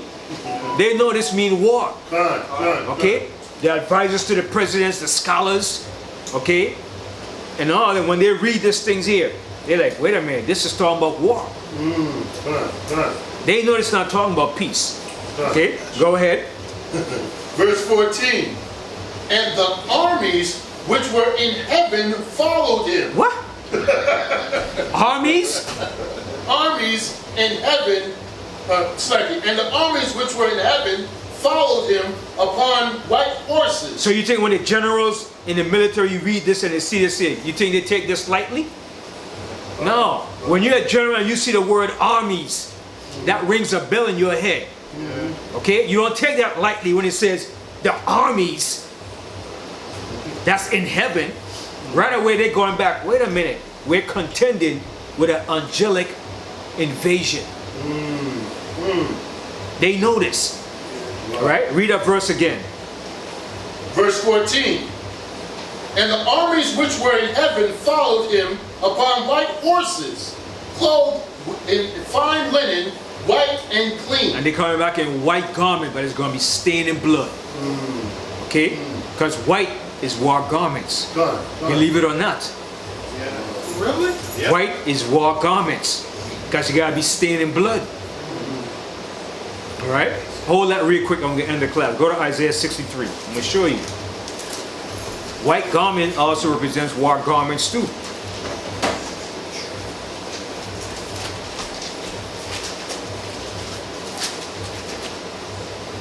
Isaiah 63. Read the first verse. Reading from the book of Isaiah, chapter 63, verse 1. Who is this that cometh from Edom? That's the question. Who is this that cometh from Edom? Go ahead. With dyed garments of Basra. This that is glorious in his apparel. So who's going to be glorious in their apparel? Yahushua and the angels. They're going to be glorious in their apparel. Majestically dressed. Alright, go ahead. Traveling in the greatness of his strength. Traveling in the greatness of his strength. Go ahead. I that speak in righteousness mighty to save. Verse 2. Wherefore art thou red in thine apparel? So this is the question the prophet is asking. Wherefore art thou red in that? Why is your apparel red? Why is your garment red? Go ahead. And thy garments like him that treadeth in the wine fat. Everybody knows a wine fat, right? Yeah. A wine press. When you try in a wine press, what happened? All the grape and the juice messes up your clothes and it look like blood. Right. So they said, why does your garment look like that? All right, go ahead. Verse 3. I have trodden the winepress alone. So he's giving you another key. The wine press is not really grapes, it's people. All right, I have trodden the wine press. Go ahead. And of the people there was none with me. For I will tread them in my anger. So why are you going to tread grapes in your anger if you come to tread grapes? What do grapes have to do with you for you to get angry? All right, go ahead. And trample them in my fury. And their blood shall be sprinkled upon my garments. You see that? Go ahead. And I will stain all my raiment. Go ahead. Verse 4. For the day of vengeance is mine. It's in my heart. Is in mine heart. And the year of my redeemed is come. All right. So you see that? So he said he's going to trample them and he's going to stain his garment. Just like it said in Revelation 19 here. All right? The vessels are going to be dipped in blood. Go back to Revelation. It's going to be a dreadful day, man. Okay? Read that 14th verse. And we're going to close out down to, yeah, go ahead. 19 and 14. 19:14. Reading from the book of Revelation, chapter 19, verse 14. And the armies which were in heaven followed him upon white horses, clothed in fine linen, white and clean. Verse 15. And out of his mouth goeth a sharp sword, that with it he should smite the nations. And he shall rule them with a rod of iron. He's going to rule the nations with a rod of iron. Okay, go ahead. And he treadeth the winepress of the fierceness and wrath of the almighty power. Just like it said in Isaiah 93, tread the winepress. All right, go ahead. Verse 16. And he hath and he hath on his vesture and on his thigh a name written, King of Kings and Lords of Lords. And I saw an angel standing in the sun. See that? Now the angel was standing in the midst of the sun. That's a bad angel, man. Standing in the midst of the sun. All right? Go ahead. And he cried with a loud voice, saying to all the fowls that fly in the midst of heaven, come and gather yourselves together unto the supper of the great power. So he's calling all the ravenous birds to come and eat.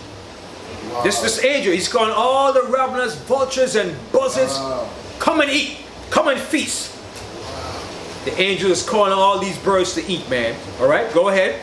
Verse 18, that ye may eat the flesh of kings and the flesh of captains. See that? Directly, specifically, that's what they're going after. Kings, captains. All right, go ahead. And the flesh of mighty men, and the flesh of horses, and of them that sit on them, and the flesh of all men, both free and bond, both small and great. Verse 19. And I saw the beast, and the kings of the earth, and their armies gathered together to make war against him that sat on the horse, and against his army. So you see that? So you tell me, when the generals and scholars read that, you don't think they know it's going to be war? They're reading the prophecy of what's going to happen. They're not taking this lightly. Right. They might say, oh, it's just a fairy tale book, but when they read this, they're preparing for this war. Okay? And they know it's going to happen. All right? Go ahead. Verse 20. And the beast was taken, and with him the false prophet. Okay, who's the beast? Now, who's the beast? The beast represents a nation. America. All right, go ahead. And with him the false prophet. Who's the false prophet? Esau. Which one? The Pope. The Pope, yeah. The Pope. He's a false prophet for them. Right? The Pope is a spiritual advisor to them. All right? Go ahead. That wrought miracles before him. They're wrought miracles. What kind of miracles are they wrought? How does the Pope make miracles?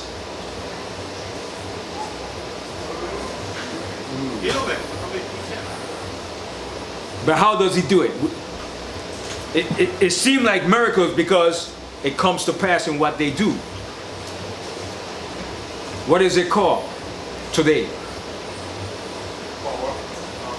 Laws and legislations. All right?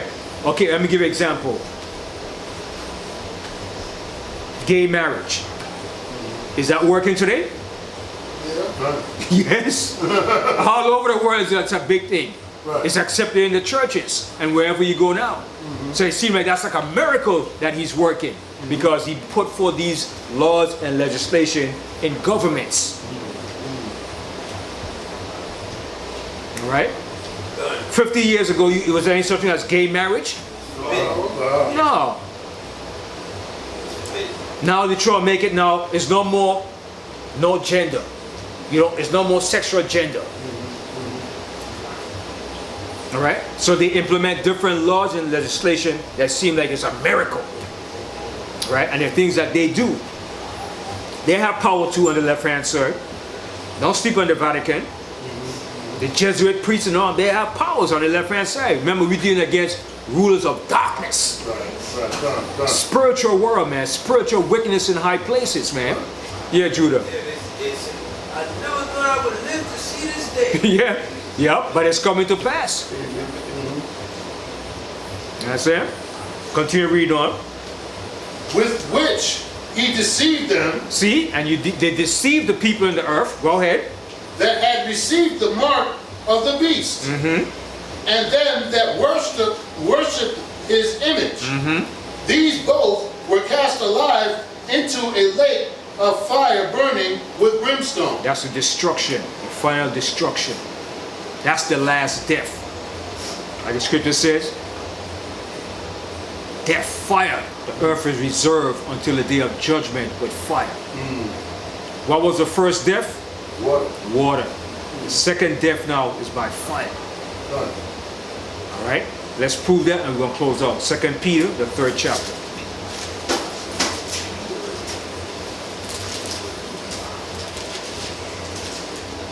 2 Peter, the 3rd chapter. And start here from the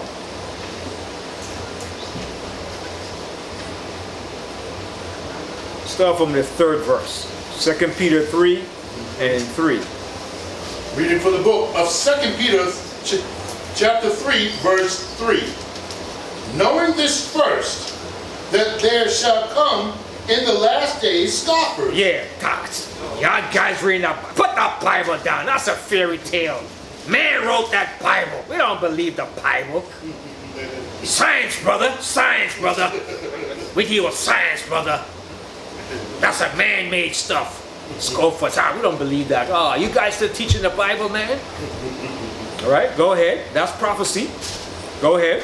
Walking after their own lust, and saying, where is the promise of his coming? Y'all been saying for years that the Messiah is coming back. The world's coming to an end. The Messiah is going to judge the earth. Go ahead. For since the fathers fell asleep, since our people fell asleep, go ahead. All things continue as they were from the beginning of creation. Verse 5. For this they willingly are ignorant of. People are willingly ignorant today. They're willingly ignorant. They want to be ignorant. Okay, go ahead. That by the word of the Most High the heavens were of old. Right, the heavens of old. It was made in the beginning from the creation. Go ahead. And the earth standing out of the water and in the water. What does that mean? It says, and the earth standing out of the water and in the water. What does that mean?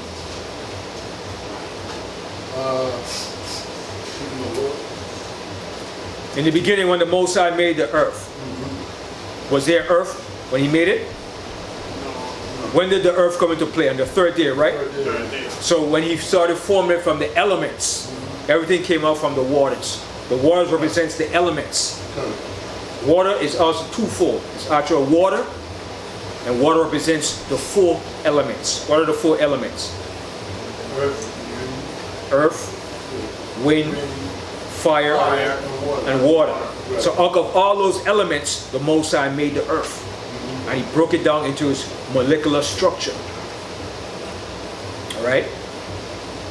Out of the components of water, gas, solid, he formed the earth. From those 4 basic components. So it was there in the beginning, in the form of water, until he made it into a land with grass. Alright? So he broke everything down into its molecular structure. Because what are the 2 forms of water? Liquid and gas. And what else? Solid. Solids. Yeah. Alright? Everything is, mist is water. Done. When you breathe, that's water too. Air is water too. Yeah, air is water. When you close up your glass in your car, what happens? It gets foggy, right? What it turns into? That's water, right? When it's raining, right? And you rub the glass in your car and it gets foggy, what is that? Water, moisture. Yeah. In a hot room, the liquid turns to gas. Alright? So everything comes out from the water. Even solid. The Most High just broke it down into different molecular structure. The Most High is a master scientist. Alright? Your body, what percent of your body is made up of water? About 80, about what? Close to 90% of your body is made of water. Right? Even a baby, when it's born, it could swim in water without drowning. Why? It came from the water while it was in the mother's womb. All those 9 months is living in water. Living in that water and breathing from what? A tube. See how the Most High is a master scientist? Understand? Most High is a genius, and the scholars and scientists tap into that. They tap into that knowledge. All right? Okay, go ahead. Verse 6. Whereby the world that was whereby the world that then was being overflowed with water perished. Right, so the whole world perished with the water from the flood. All right, go ahead. Verse 7. But the heavens and the earth which are now. But the heavens and the earth which are now, this present day that I'm speaking, when the apostles wrote this, all right, go ahead. By the same word are kept in store. It's being kept in store. All right, go ahead. Reserved unto fire against the day of judgment. See what it says? It's being kept in store, reserved for the day of judgment against fire. The Most High loves fire. Just like Kibbutz, the fireman, fire, fire, fire, fire. I see where he got that from, because the Most High loves fire too. All right, go ahead. And perdition of ungodly men. Verse 8. But beloved, be not ignorant of this one thing, that one day is with the Most High as 1,000 years, and 1,000 years as one day. The Most High is not slack concerning his promise. Right, the Most High is slack concerning his promise like some people are.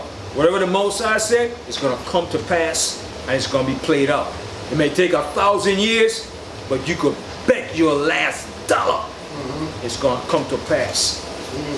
You might not see it in your lifetime, but it's going to come to pass maybe in your children's lifetime. All right, go ahead. As some men count slackness. Right, some men count slackness. Some man is slack concerning his promise. A man says, okay, tomorrow I'll meet you here, I'm going to give you back your money. Okay, I owe you $500, I'll pay you tomorrow. Tomorrow come. We see something came up, I can't pay you the money. The Most High doesn't operate like that. Well, bro, you said you're going to pay me money tomorrow. But yeah, I said that, but I didn't mean that.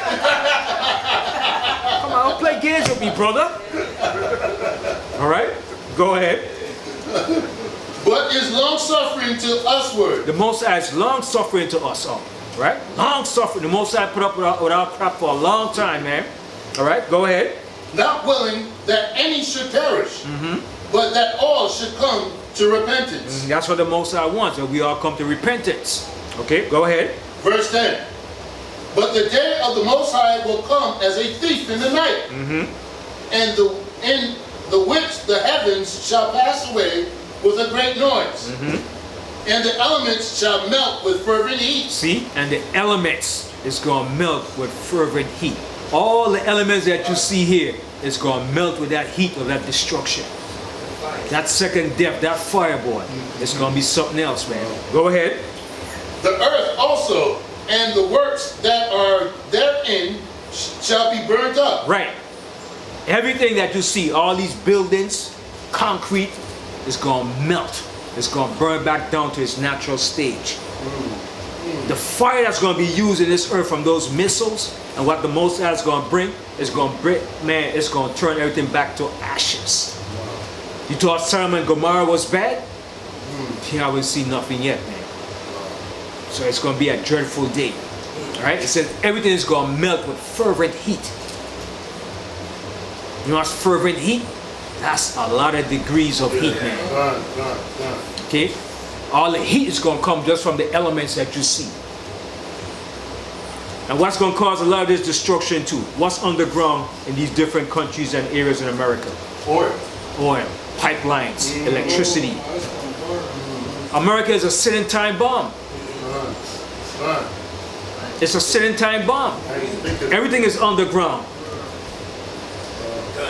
JFK and LaGuardia. You know what's underground in JFK and LaGuardia? Oil pipelines that comes from New Jersey. That's how they give oil to all the airports and to the planes from the pipelines that's there. And you hook it up to the truck. When the truck comes, you just hook it up to the plane, turn it on, and you get all the oil that comes from Jersey refinery. Pipelines of oil, miles and miles of pipeline of oil that's underground in the airport. That's a sitting time bomb. All right? So with that, I say shalom. Shalom. Okay, shalom.